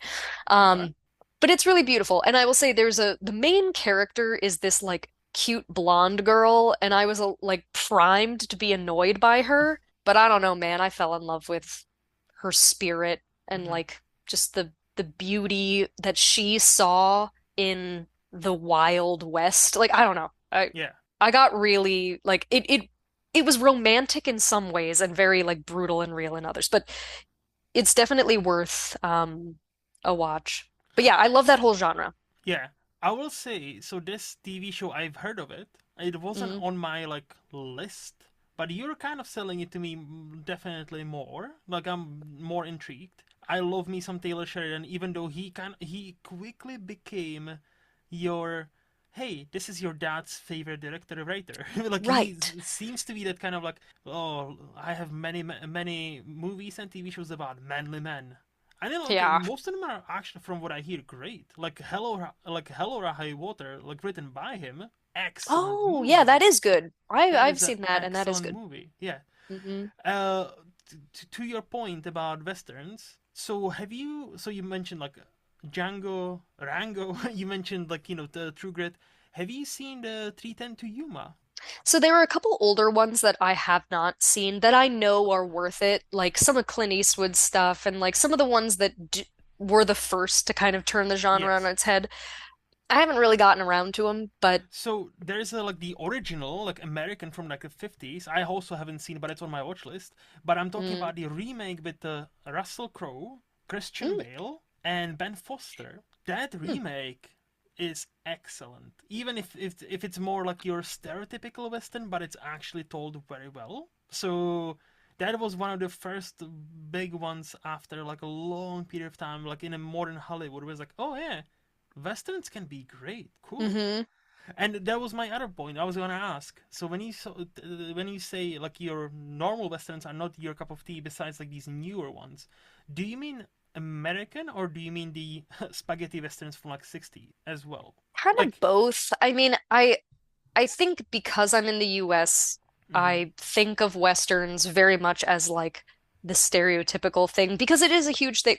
mm-hmm, Like you said, a lot of like maybe not so much dads now, but like grandpas. mm-hmm, mm-hmm, Grandpas are into those are like their comfort movies and yes, I actually didn't know either of my grandfathers. So mm-hmm, I kind of got spared all of that and maybe that's also partly why I have no nostalgia, but mm-hmm, I've watched a couple here and there and was like thoroughly not into them. And I like action, you know? mm-hmm, I like action movies. I don't even mind if they are kind of like pulpy. Like you said like the Fast and Furious. I haven't seen even most of them, but I've seen like one or two. It's mm-hmm, fine. Like I'll mm-hmm. watch stuff like that. I don't mind it. But something specifically about the Westerns, I think it kind of got under my skin a little bit because it's this like macho, like uh, competition type thing Mm-hmm. of like who's the fastest who can shoot the other guy and Yep, yep, they were just like these the location was usually very desolate. mm-hmm, The women were always like, oh, mm-hmm. like fainting and I'm just like And and if then, they of were course, not, Indians were, like the yeah, Native American people were yeah, always like yeah. evil and savage. And I'm just like, this is so bad. And if the woman didn't want to go with the man, she would get slapped and be like, "No, you're going with me anyway." and Yeah, and it's like, oh, okay, that did not age well, but I guess that was historically more accurate than you know, right. cowboy would not be like like in the 1850s, like, oh, sorry, I respect your boundaries, it's fine, like probably not. And I think like if something's gonna be historically accurate, I Hmm. can get on board with that. Hmm. But it has to know itself. Like I Yeah. like these self-aware things Hmm. now. And so, you know, I still I think that the cowboy or the Western trope Hmm. where like you don't it doesn't even have to be set in a Western place for it to be a Western now. Like there are Yes. these themes that you could apply. I think that's good. Like that can work really well. Hmm. It was more just like the so played out Hmm. stuff where I it's just like a peeve of mine because I don't like cliche things. Yeah. Yeah. If I see something that's like, whoa, I've never seen anything like that, automatically I'm like way more on board. Even if it's like not like my favorite thing, I give it points for Yeah. originality. No, I'll say with the westerns, I like the genre, but I definitely give you this. It's a genre where the peaks are so high. So like to me, Hmm. like the good, the bad, and the ugly, or Once Upon a Time in the West are Mm, not just great westerns; they are great movies. Period. right. Like most of them done by Sergio Leone. So like anything by Mm, him, it's a straight up masterpiece. And but with the many American, I also struggle. Like the classics, like like you mentioned the True Grit, the remake. I've actually watched the True Grit, the original with John Wayne, and I'm mm, like, this is okay. And if I'm not right. mistaken, that was the one that won him the Oscar, which was really lifetime achievement award. But hey, he's not gonna live for that long, so we'll give him this leading man Oscar, this for Mm, this movie. And I'm like, hmm. I look, I respect the guy as an actor. Maybe Sure. not everything he stood for, but okay, like let's separate the art for the artist. Cool, cool, cool. Yeah. That was an Oscar-winning performance. Like, no, I'm sorry. And the movie is kind of bad. Oh, not bad. It's kind of average. Whereas the remake, like you pointed out, the True Grit, much more enjoyable, much better movie. Yes. So, like, Absolutely.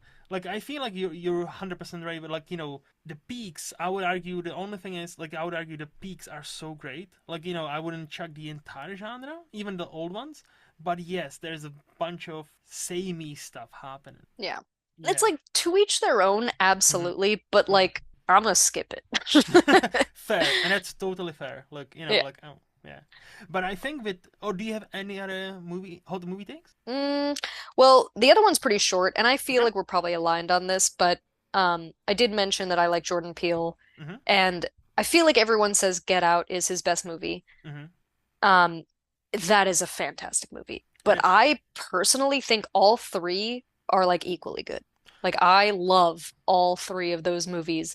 They're so well thought out, Mhm. interesting. Mhm. All three of them are thought-provoking, and I kind of think Get Out might be the most accessible, Yes. but Like I it's the most like when they're commercial. inaccessible. Yeah, like I think Get Out, especially in America, because obviously it's a Yes. very American movie, right? Yes, yes. It's very the most accessible 100%, especially for American audiences. I Hmm. love Us just That's my because. favorite. Oh, nice. I Yeah. I'm biased because I love anything a little bit Lupita Nyong'o. Oh, she's So amazing. yes, and she should have been nominated for an Oscar for that role.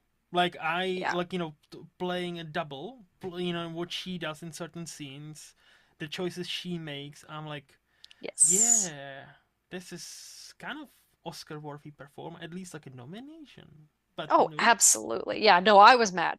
yeah, and yeah, look, does the metaphor kind of not work at times, especially towards the end? Sure, sure, but I still love the when directors swing for something big, right?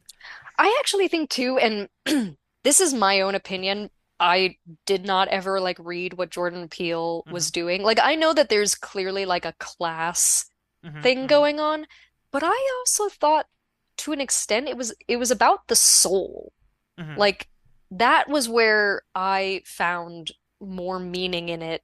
Like, yes, there's these two groups and one of them is sort of like packed away and then Mm-hmm. whatever. But to me, it was like the whole thing throughout the movie, the reason why that uprising was possible in the first place, and then why Lupita's character kind of is like not able to ever like do certain things. Like they have the dancers. Yeah, yeah. It's because one of them has a soul and the other doesn't. I never actually thought about it like that. And when you think of it that way, Mm-hmm. like the idea that you can clone a being but only one of them has a soul, Yeah. that to me makes the movie work perfectly. And I thought they had those rabbits down there, which was like Yes. cloning, Yes. and that got me thinking. And then the cut, cutting a bunch of people and lining them up. But it was like that little girl who was taken from the beginning, Mm-hmm. Mm-hmm. she's the only one who like has a soul and has an imagination. And at the very end, they're just living out the one vision she remembers from being a little kid. Yes. Like there's just, and again, I could be totally wrong. Like I could be talking to Jordan Peele and he could be like, no, that's not what I was going for. But that's what I got from it. And I'm like, this is so deep and interesting. And just the fact that like Mm-hmm. different people can take totally different things from it, 100%. like No, I that's think an Jordan amazing movie. Peele. No, yeah, 100%. I think Jordan Peele, if you were to talk to him and tell him, I thought Us is about this and this and this, I don't think he would tell you, oh, you're wrong. I think he's a smart enough director that he understands this specific thing. I heard somebody say recently, like one of the directors, and I was like, yeah, this is actually so well thought of. Like the movie you make, the moment you screen it, the moment you Hmm. premiere it, it only belongs to you maybe half, maybe Yep. 50%. People say the Because same thing then, about art. yes, and well, because it is art. So Yeah. then Yeah. you need to make peace with the fact that 100 people will see this movie, or 100,000 people will see this movie, and Hmm. 100,000 people will interpret it in 100,000 different ways. And no Hmm. longer, it doesn't matter what you thought of, like as a Hmm. director. Hmm. If it means that to this person and that to this person, you cannot really argue against that. Like, yes, you know what you wanted to say. Yes, 100%. All right, but many people find different things in many movies. Sometimes for a bad, sometimes for a good, right? And I Mm. think your interpretation of Us like gives me something to think about. And I think Jordan would be like, yeah, that's like, yeah, if you take this from it, great. And like, if anything, when I will rewatch it, I'll think of this and like, okay, this actually makes sense. Because yeah, like I only seen it the one time in a cinema, and I thought it was like that was fucking amazing. And I'm so mad at myself that I didn't get a chance to watch Nope in the cinemas. So I Oh, only yeah. watched it on my nice screen at home. But I was floored by that scope of that movie Yeah, exactly. and how that wasn't nominated for, like, okay, Best Picture should have been, but okay. But the cinematography even, or the Hmm. score, Hmm. Hmm. Hmm. I'm Oh like, yeah, the score of all of them are so good. I mm-hmm, mean, Us again, like one of the most iconic scores ever. mm-hmm, mm-hmm, But like, but yeah, I mean that again, and they're so different, right? mm-hmm, Like they are all about, they bring up like kind of like a race and or class thing like in each of them that's there. But in the second two, it's just about a lot more than just that. And I'm like, when a scary movie actually makes me also think, mm-hmm. that's special because that doesn't happen very often. Well, that's how horror movies like kind of reinvented themselves in back in the 60s. Because before that, it was like, yeah, we have this monster. This is scary. Hmm. Let's be afraid. And then Hmm. George A. Romero showed up with his Night of the Living Dead, and it's like, yeah, Hmm. these are zombies, but also this talks about race and interracial relationships. If you think Hmm. about it like that, and suddenly it's like, oh wait, oh, you mean to tell me horror movies can convey messages like that and don't have to be, can be scary and tell something else? Hmm. So, like, I think that's, like, smart director like Jordan Peele starts from that point of what I want to say and makes it into a horror movie rather than, oh, let me make a slasher. Let me make a Yeah. spooky story. It might be a great Hmm. slasher. It might be a great spooky story, but, like, if there's nothing deeper going on, it won't stay with you for that long. Right. Whereas, like, Us, like, as you mentioned, yeah, that stays with you. Get Out stays with you. Nope stays with you. Like, I Hmm. need to rewatch all of them because I loved all Yeah. of them so much. It's like, yeah, 100%. So, okay, I think that was a good discussion. I think with that we can move to the underrated part of this podcast, where I'll ask you, Haley, who do you think is the most underrated actor we have right now? Yeah, so these ones are going to be a little difficult in that I'm not as good at like if it's underrated, I might not even know who this person is. So That's fine. my answer is kind of just I watched the show Severance kind of Mm. recently, Mm-hmm. and enjoyed it for sure. Mm-hmm. And I don't like the guy who played Irving. His name is John Turturro. Jordan, Turturro. yes, yes. I mean, that show had a lot of good performances. Mm-hmm. Um, but something about him, Mm-hmm. like there's so much going on, like with him as a character and the way he conveyed it in such a like sincere and simple way. I just like because there's a and I'm not going to give anything away in the show, but there are moments where like his character is more or less prevalent in the Mm-hmm. timeline, and I missed him when he wasn't there.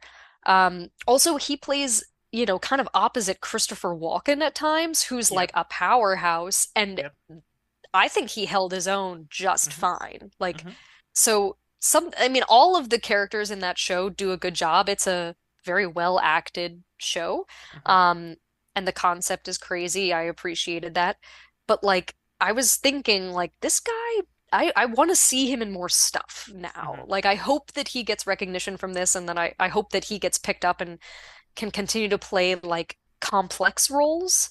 Yeah. So, No, I think that's the important like distinguishing point because John Turturro, like he's been big actor for like 3 4 decades, but you making a good point where he's often in these like side roles or like funny quote unquote funny mm, guys where it's like it doesn't seem like he's been acting that much.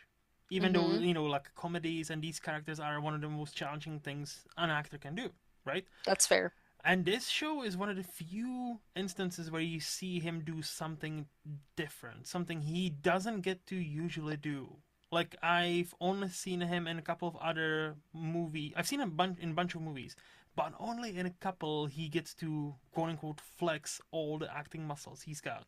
And he Mm, like I've only seen the first season of Severance. I need to watch the second one. And yeah, no, he is great. Like that's a proper like talk about an ensemble. Like there is yeah. not a bad performance on that show.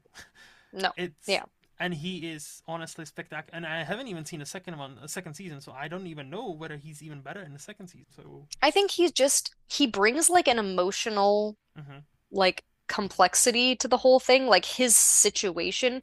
And again, like I understood things about him mm-hmm, really early on in the show without him addressing those things. Like he just embodied this person, mm-hmm, and I love an authentic person, like a believable person, and I loved him before any of the others. It was just something about him. I'm like, yeah, this man, like no, he's annoying and like kind of a pain in the butt, but I love him. Like mm-hmm, he just is mm-hmm, he's just a real like and he's got like all these people what they are on the outside or the inside could be different, but you just know that like he's yep, sad out there. And I like again, all of the characters did a great job, but I mm-hmm, felt like I don't know, his part was pretty difficult to play in a lot of ways, and it was very nuanced, and he yes, yes. really nailed it. So I mean, I believe you that he's been in a lot of stuff. I've never seen him in anything, or at least never noticed him. But like, Because yeah, he's usually the side character. He's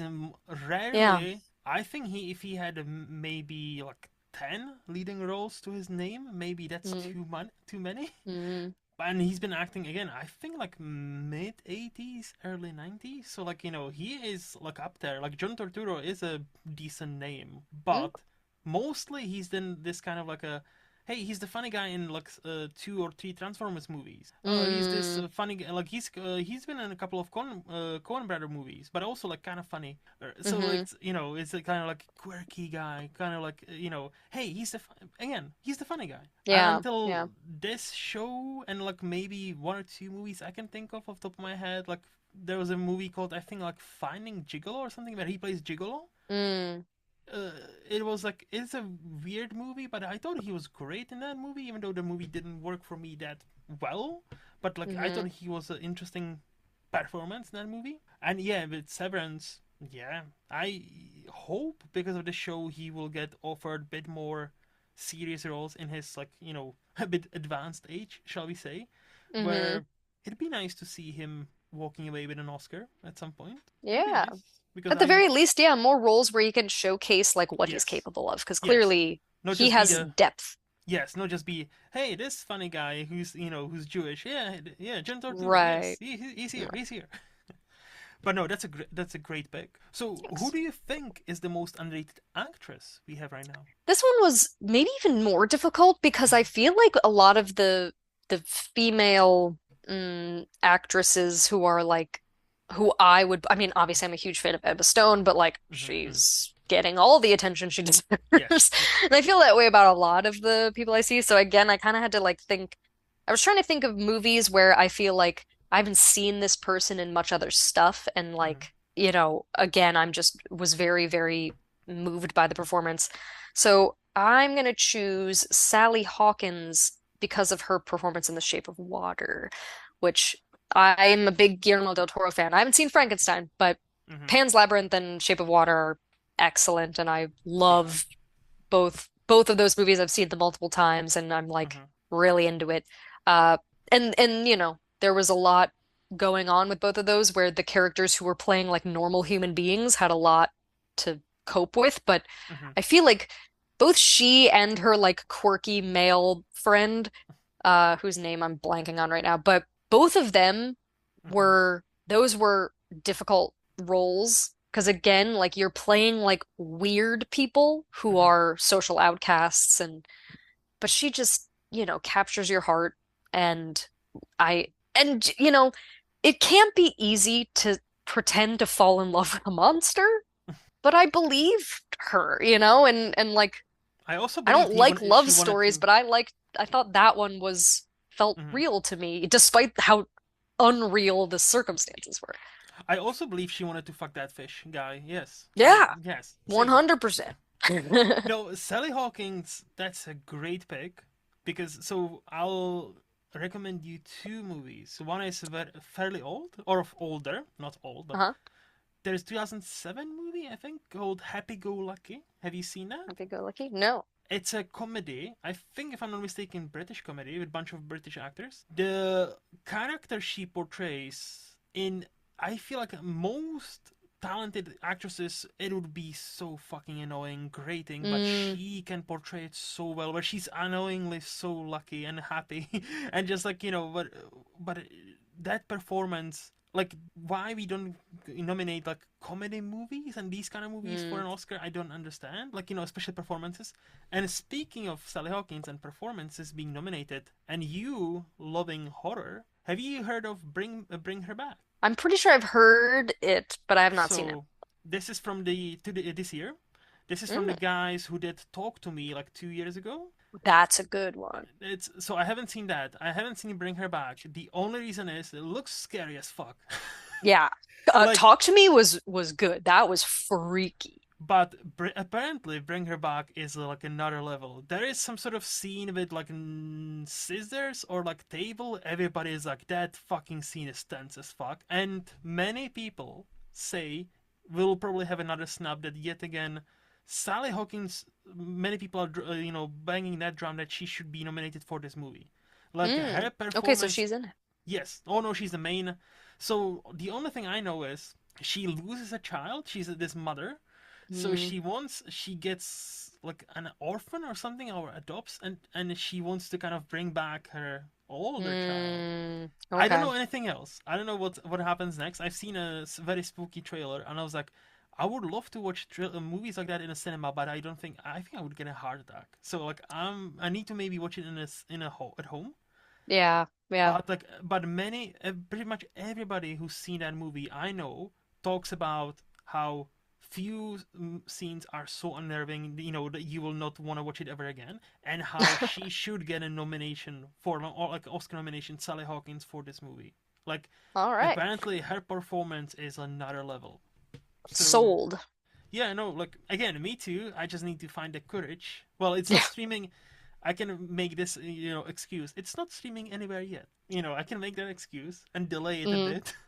But like, no, but Sally Hawkins, she's so underrated and weirdly different than horror movies. So the Paddington franchise, Mm. the third Paddington movie, I thought it was charming.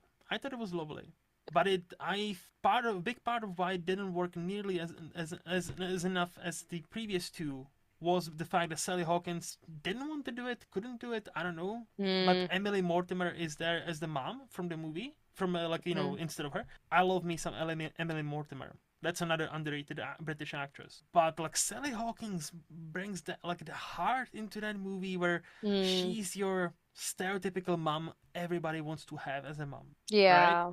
And she has that like in those movies, in the Paddington movies, she has the warmth about her where you can tell she cares about not only her family but also Paddington, this Aw. weird bear from Peru, I and haven't seen any of the Paddington movies, but oh, um the I'm first bad about seeing kids movies these days. I like them when I see them. no, I don't have a kid. the first two are great. The first two are like the third one. I still thought I really enjoyed as well. Like Mm. I thought it was, especially what kids nowadays are served, still much better the quality than most live action stuff. Mm, hmm. Minecraft, but hey, like yeah, it's no. But Sally Hawkins, like I genuinely think the big reason, and you see it compared to the third one, those movies work as well. Big reason is her and her performance and her Mm, honesty and yeah. yeah, and bring her back, and it's totally different from Shape of Water. It's totally different from Happy Go Lucky. It's totally different from what I hear bring her back. So she is a very multifaceted actress, and yeah, if she gets nominated, I would be hyped. Without seeing the movie, I would be so hyped for her. Nice. Well, I'm glad I brought that up because now I got some recommendations to see more of her work, Yeah, yeah. which would be great.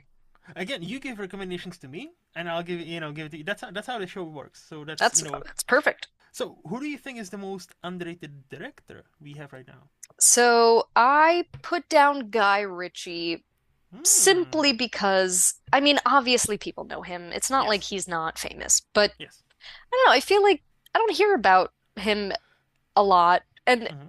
now, Snatch was his magnum opus that's probably most people's opinion. Like I think that is by far his best movie, but really I like all of them. Like I like everything he puts out. Mm-hmm. And Even the Madonna movie. okay, that one I didn't see. And I feel like that was a passion project given like his weird like being with her for a while Yeah, thing. Um 100% it was. But his Guy Ritchie movies, his like scummy British crime Yep. spree movies. Like I love them. Mm-hmm. They're fun, they're cheeky. Uh Again, everyone's a bad person. Mm-hmm. Um Mm-hmm. I'm just there for it. And like for some reason I like it so much more than like an American version of it because it's got that British humor, which I'm very partial to. Mm-hmm. Um, yeah, I mean, it's probably kind of reductive and Snatch, Mm-hmm. I love that movie. There's some parts of that that have not aged well. But like it's just such a clever thing. And I love the whole like all of the characters are larger than life. Mm-hmm. Um and The Gentleman, which came out somewhat recently, like I Yeah. actually thought that was like pretty darn good. That was like him almost Back to getting form. back Yeah. getting Yeah. back into it. So, Yeah. but yeah, I don't know. It feels to me like when I showed quite a few people, including I think I showed Shane Snatch, which Mm-hmm. maybe it's just because in the US he's not as big, Mm-hmm. but to me I'm like this guy makes like generally very solid, fun movies that you can like throw on and kind of like almost anyone will enjoy them. Yeah. And No, yeah, I would he's like to see him do more. no, he's definitely like look, first of all, he's definitely famous, and I don't know about America, but like in Europe, no, people know him. I like how you said Snatch is like I think you're right. Snatch is his most popular one, and I think most people would select that as their favorite one. I need to rewatch it because I only seen it once, and it was back in the day where I still watched movies in Czech dubbing. So I haven't seen Oh, it. I haven't seen Brad Pitt doing the Pike you accent. have to. Yeah, I know. I You know. should still put subtitles because No, no, even no. I will. native English speakers are like, Yes. what? But I remember watching for the first time the Lock, Stock, and Two Smoking Barrels, and I It's a good thought one that too. was a masterpiece. I like Oh yeah. that's until I rewatched Snatch, that's my favorite Guy Ritchie movie. It's a good one too. And let's not forget, because of him, we have Jason Statham. Yes, Because he so true. actually was like this like street hustler, like when and he and Guy Ritchie kind of discovered him doing the hustling shit, and he was like, hey, wanna star in this movie as pretty much yourself? He was like, Yeah. I mate. And he, I didn't know that. That's so funny. yeah, yeah. He is And the quintessential, like, yes, and like and but to your point, like we haven't heard of him as much because like recently, well, not recently, but he had a slump of, oh, Guy Ritchie doesn't mean quality anymore. yeah. Like I still forget he was the one behind the live action Aladdin remake. Oh, yeah, no, He I is didn't the see that one. either. To be fair, as far as the live action Disney remakes go, Aladdin was fine. Like it was like the like non-offensive one. It's like okay, it's fine. Okay. But he's the one behind it. I was like, this is so fucking random. And then, but as you mentioned, Gentleman, I was gonna bring it up. This is his like return to form, where it's like, oh, Yes. he's back. And then ever since then, he's made like one movie a year. I'm like, okay. And I've seen like one or two, and I thought they were mostly fine. So I hope he gets back to this kind of like, hey, British gangsters are fun, but also Yeah. like if he wants to spread out and do something else, sure. But no, Guy Ritchie is an interesting choice for this debate. He I'll just say needs, as long as you've got like a wide spread of interesting personalities. They yes. don't have to be doing crime, Mm-hmm. but there's got to be like something that like winds its way around a bunch of weirdos. Like, it just he does that really well. And Mm-hmm. Mm-hmm. really, in all of his movies, you've got like 15 characters, but they're all fun. Yeah, Yeah. you have to rewatch Snatch. Oh my God, No, it's such a freaking trip. I will. Like again, like I've only watched it once with Czech dubbing, which means that's over 2 decades now. Because I Mm, haven't watched the movies in Czech dubbing for it was that long. yeah. And yeah, so this will be like watching it for the first time when I rewatch it, and I will Mm, have to rewatch it because I need to just for the Brad Pitt alone playing a gypsy. yes. Oh Just yeah. But really, there are some really good performances in oh, that, like I hear across the board. yes, I hear. The bad guy, talk about an underrated actor. Like, I don't know what else he's been in, but Bricktop, Hmm. he is so despicable and it's so good. He's so British. I love it. He's so British. They're all so British. That Everyone in is that true. movie is so British. Well, except for Boris the Blade, who's so Russian. Yeah, yeah. So I know the next one is very hard because there's so many movies, but do you have one or two you would want to shout out as underrated? Yeah, I will do one. Okay. Um, and it is one of my favorite scary movies of all time, which is Mm-hmm. called His House. Never I don't know heard if of it, you've I don't seen think. that. No. A lot of people haven't. Um, His house. Okay, let me this check. was it was like on Netflix. I think it came out in 2020, so it Mm-hmm. kind of goes against my scary movies since haven't been as good. But like this is a really poignant and legitimately scary movie. Um, Oh, Wunmi Mosaku is in it from Sinners, and yes, I love yes. her. And this was like I feel like, she was not on my radar at Mm-hmm. that time. But the very basic premise is, and of course now you know my background, so like I'm very partial to the theme of this, but you've got a Mm-hmm. refugee couple who is being settled. Actually, I think it is in the UK, Mm-hmm. um, as part of their like refugee settlement program, and they basically are having some issues with Mm-hmm. the house that they move into. Mm-hmm. I will have you watch it, but what I will say is that this movie is not simple. Like, Mm-hmm. there's tropes that they obviously, you know, address, Mm-hmm. but this is not like oh, just feel bad for the immigrants. Like, it's not exclusively that. There's more going on here, and it's really about them trying to like take ownership Yeah. of this new life. Mm-hmm. Um, it's like Okay. this is his house, Yeah. there's just it does a lot. Um, and it's tragic. Like it's really sad, but really well done. So, yeah, I mean, I just don't know a lot of people who've seen it. I recommend it Mm-hmm. to people, and I think it's really good. Mm-hmm. It kind of goes in places you might not expect. Hmm. which I always think is great. Yes. Um, Yes. so yeah, I would highly recommend that. And I And think. then, Yeah. oh yeah, You go go. ahead. No, no, only go Well, on. let's start with this one, and then I have one other like little shoe Okay. in that I want to mention, but Okay. No, I just wanted to say I quickly checked, and you're right. It is a Netflix movie, so it's also available in the UK. So yay! that will be on my watch list. Gotta check it out. Mm-hmm. The other movie I'm just gonna mention because I have to mention this at some point in this Mm-hmm. conversation. Okay. It's not so much that it's an underrated movie, it's just a movie that was made by my cousin, actually. He is an aspiring filmmaker. He's out in Nice. LA.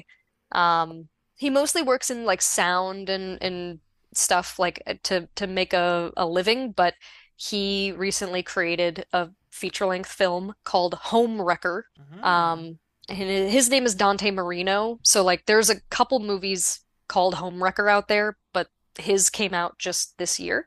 Mm-hmm. Um, and I just tell people about it because one, I legitimately think it's a good movie.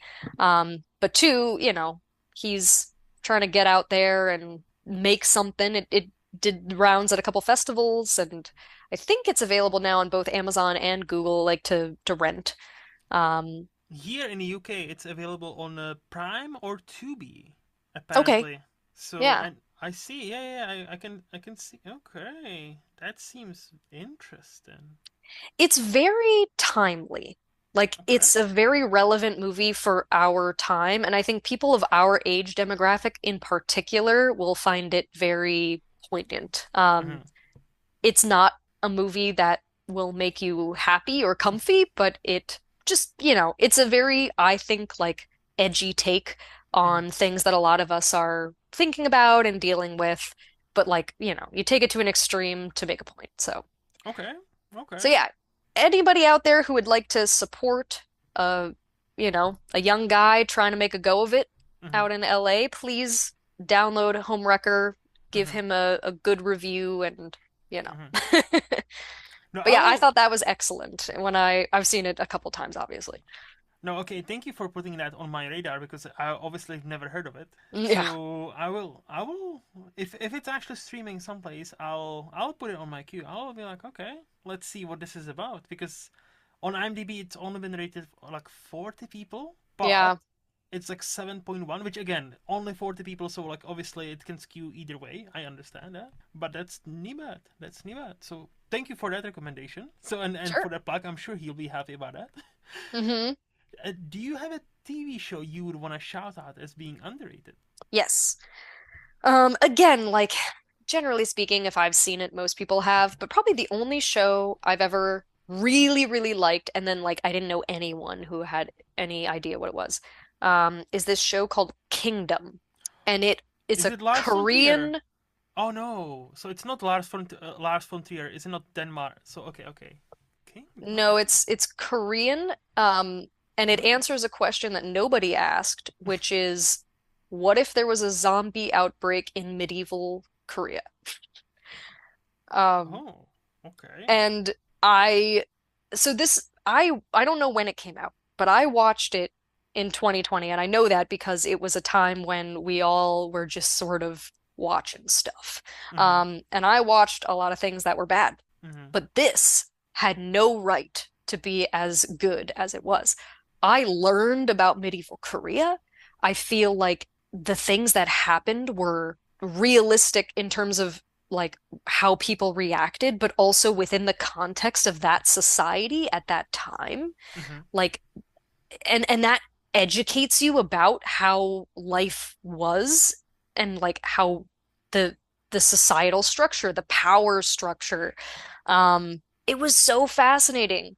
And Mm-hmm. also, I just friggin' loved it. Like, I mean, I like zombie things well enough. Same, I same. love apocalyptic things well enough, but Mm-hmm. this was like a really fresh take on something that we've seen played out a million times. Mm-hmm. And I just had a lot of fun with it. Like the main character is like cool, but then there's like a supporting character who I freaking adored. He was like so adorable and I loved him so much. And yeah, I just became insanely invested in this story. And yeah, it was just so random, but I Mm-hmm. really, really liked it. And so if you're into like if you're into zombie stuff, um, I think when I watched it, there were two seasons. They might Yes. have done more, but whatever I saw was good. So I quickly Um, checked it out because I've only heard of there's a director called Lars von Trier, and he did like a this mm, TV show, but a kind of movies really called The Kingdom, but it was like 80s 90s. So I mm, never heard of. this is very recent. Yeah. So I never heard of South Korean one, so I had to look it up. It's available at least in the UK on Netflix, and you're right, it's Yay! 2 seasons. Hmm. It's only 12 episodes. It seems like 6 episodes a season, so that's a very easy watch Hmm. and very good rating on IMDb. Like as he said, like not many people rated it, but those who did loved it. So that's those are the shows I'm looking for. Like when Hmm. I'm looking for stuff to watch, something that's like in and out, Yep. 2 seasons, 3 seasons max. Doesn't have to be 100 episodes. Not that big of a Yes. commitment. But South Korea, zombies, and medieval times.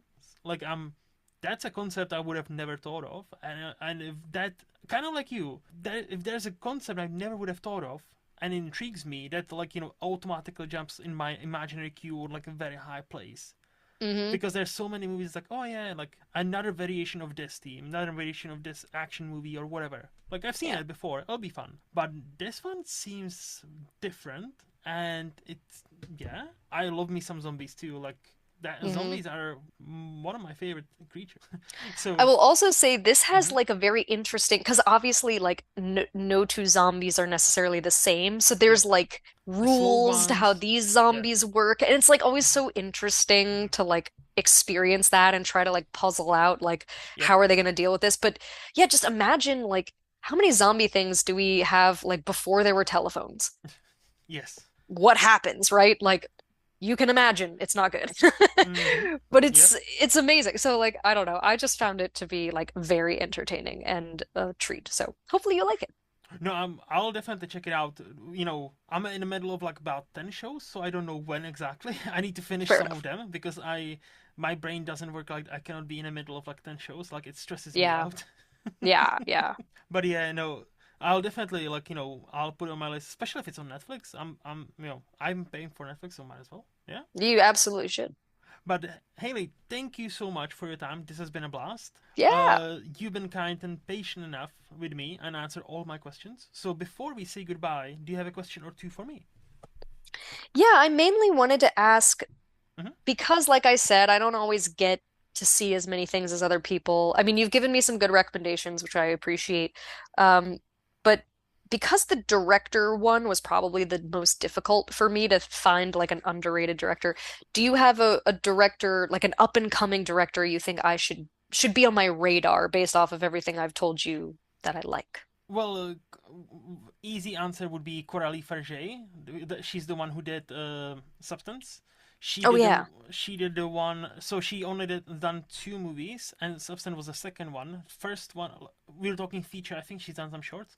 The first Hmm. one I've also now watched, and it's also great. It's called The Revenge from 2017. Oh wow. Like that's a great movie about uh, this beautiful woman being basically used as an object and and then because of that almost killed, and she goes out for revenge on these Mm-hmm. guys. Mm-hmm. Very, it's kind of like the Substance, like very visceral, very like Mm-hmm. raw. But Mm-hmm. also, what I liked about the Substance and the Revenge, because it's shot by a woman. Like Coralie Farge has this unique lens where she still owns the sexuality of the women in her movies without Yeah. it feeling like sleazy.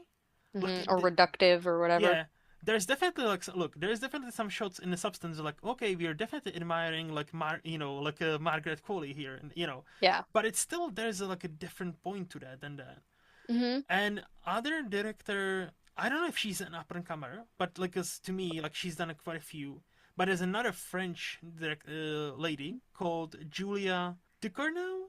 I don't know how to pronounce her last name. I'm sorry, French people. I don't speak French. But she's done. So, have you seen a movie Raw from 2016? Raw?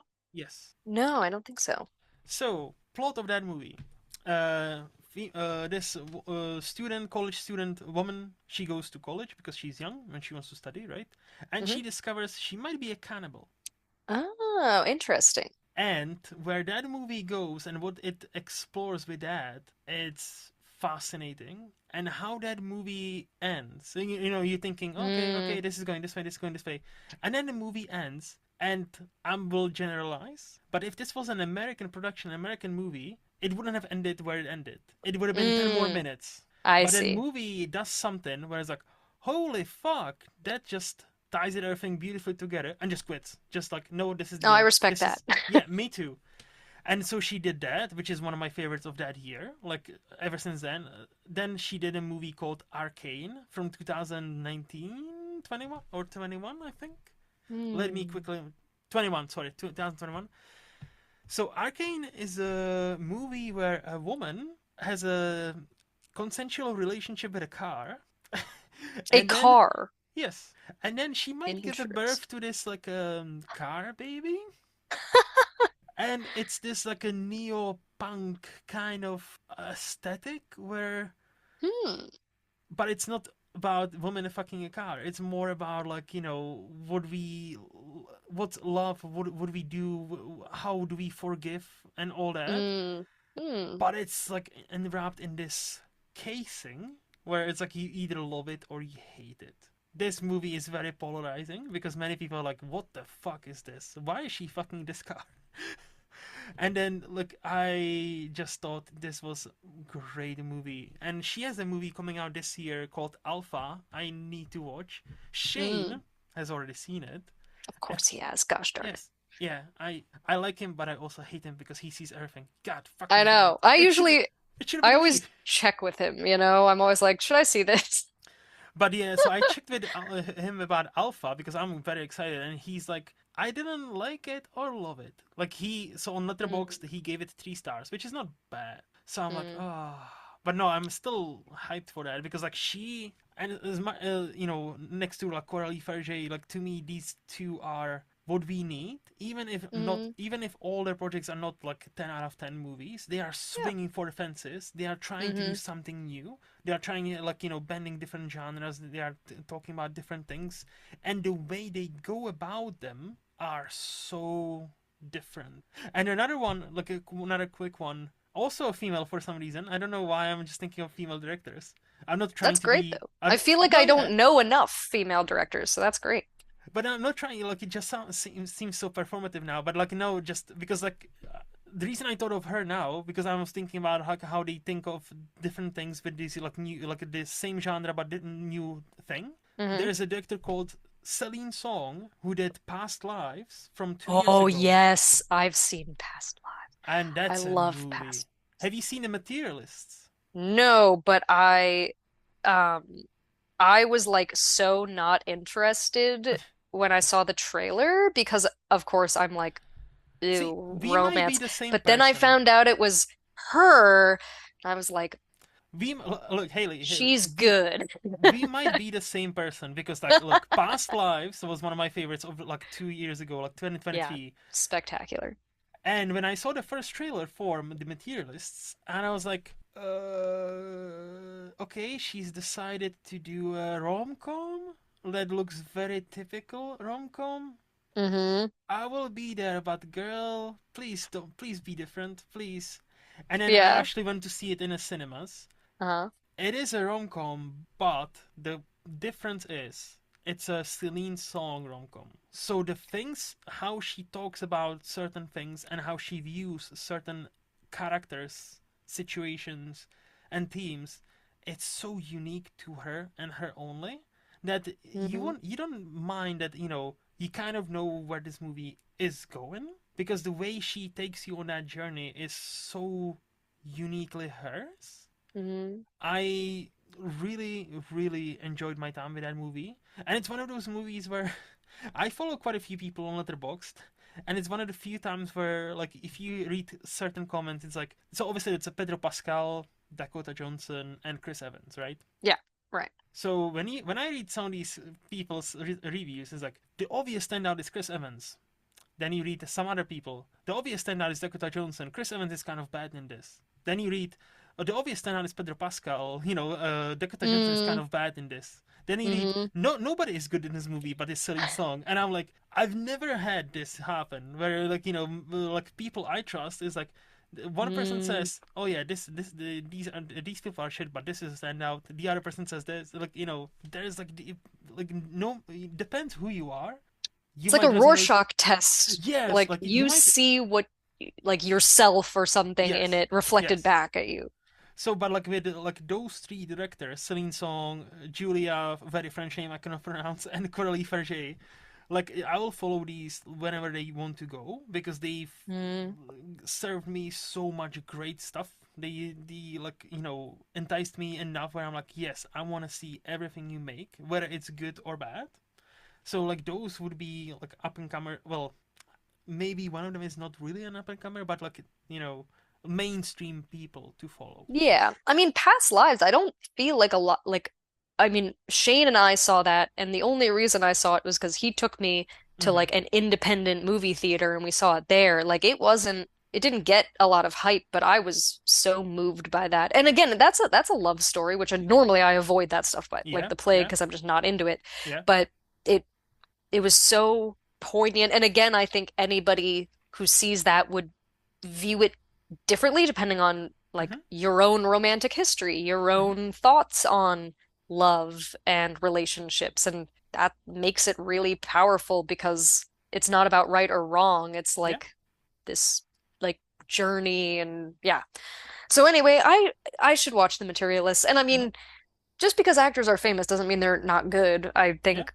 I mean, I love Pedro Pascal. I think he's been in some good stuff. Yeah. I love them all. Like all three. Like I think proved themselves to be great actors. Like again, Dakota Johnson. She doesn't have the best hand at picking projects. I'll give you that. But Mm, like if you see some of her other stuff, not the mainstream stuff, like she actually knows how to act. She is not just a whips and chains excite me kind of 50 Shades girl anymore. right. So you know, People can rise above things like Robert 100%. Pattinson got beyond Twilight and he's like making really cool things. Yeah, 100%. And like Kristen Stewart the same. And 50 Shades is Hmm. literally a fanfic of Twilight. Yeah, That's how exactly. it started. But no, yeah. So I cannot think of any other not as established director right now off the top of my head. Those are So great. I mean, two of yeah, them I hadn't heard of at all, and mm, I forgot about The Materialist because yeah. I was like in denial. I was like, I should probably see that because she did it, but Yes. uh, No, like honestly, like I was the same. When I was so hyped for the first trailer, and when I watched it, I was like, I'm much less hyped to watch this movie. But Celine Song, I'll do it for you because like I trust you. But yeah, like, girl, please don't do this to me. And now right. now she delivered. Like I think on a rewatch it's gonna play even better. Like I no, that was a interesting movie. Hmm. Well, I will find an occasion to Hmm. watch it. Hmm. Any other question for me? That was the big one, and I Right? really appreciate all of your recommendations because, it's there's a lot of stuff out there, but it's also like I mean, I just gave you a whole lot of context about what I'm interested in. Yes. So, Yes. Shane knows me well. He can usually gauge how I'm gonna like something, but Hmm. the more the merrier because, No, likewise. You gave me some stuff I had never even heard of. Which, like, I don't want to be that guy, but like, I even if I haven't seen a movie or TV show, most of the time I've heard of them because like I'm into this like pop culture and movies and right. TV shows. But you gave me some stuff I've never even heard of, so I'm like, thank you for that. So Glad to do it. once again, Haley, thank you so much for your time. Like, I appreciate the 3+ hours you spent with me. That was If great. Super yeah, fun. yeah, not no complaints here at all. If people enjoyed our conversation, do you have any place where they can follow you? Not really. I don't do this I mean Yeah. I have an Instagram, but I'm not I don't put out my hot Mm-hmm. takes there. So Fair. I would say, I would promote Shane's The Wasteland Reviewer because I'm on there pretty regularly. Mm-hmm. Um Mm-hmm. because he indulges me a lot with things I want to talk about. Um, and you know what? If you ever are like, oh, I liked one of these things and want to talk about it again, I like talking about the stuff that I really enjoyed, Mm-hmm. which Mm-hmm. I'm sure most people are like that. Some people I think are fine to talk about anything, but there's some stuff that like get me on that topic. Like, get me on a topic about poor things, and Yeah, that's an hour right yeah. there. Like, See, maybe easy. you need to start your own podcast about that. Maybe. I don't know, man. It's maybe. But for now, I just bother Shane and now some of his mutual friends about it. So, There's definitely no border here. So, like, thank you, honestly. Thank you so much for your time. And yeah, absolutely. we'll plug Shane stuff as always because Shane Konto is the best, and that's why we love him. Absolutely. And as for me, In Movies Lost on Letterboxd or here every other Friday. And this is the end. So yeah, this podcast is part of SPDM Crew Media, and special thanks goes to Highflyer Creative for designing my logo. If you want to see what else they have happening, visit highflyercreative.com. And until next time, bye bye.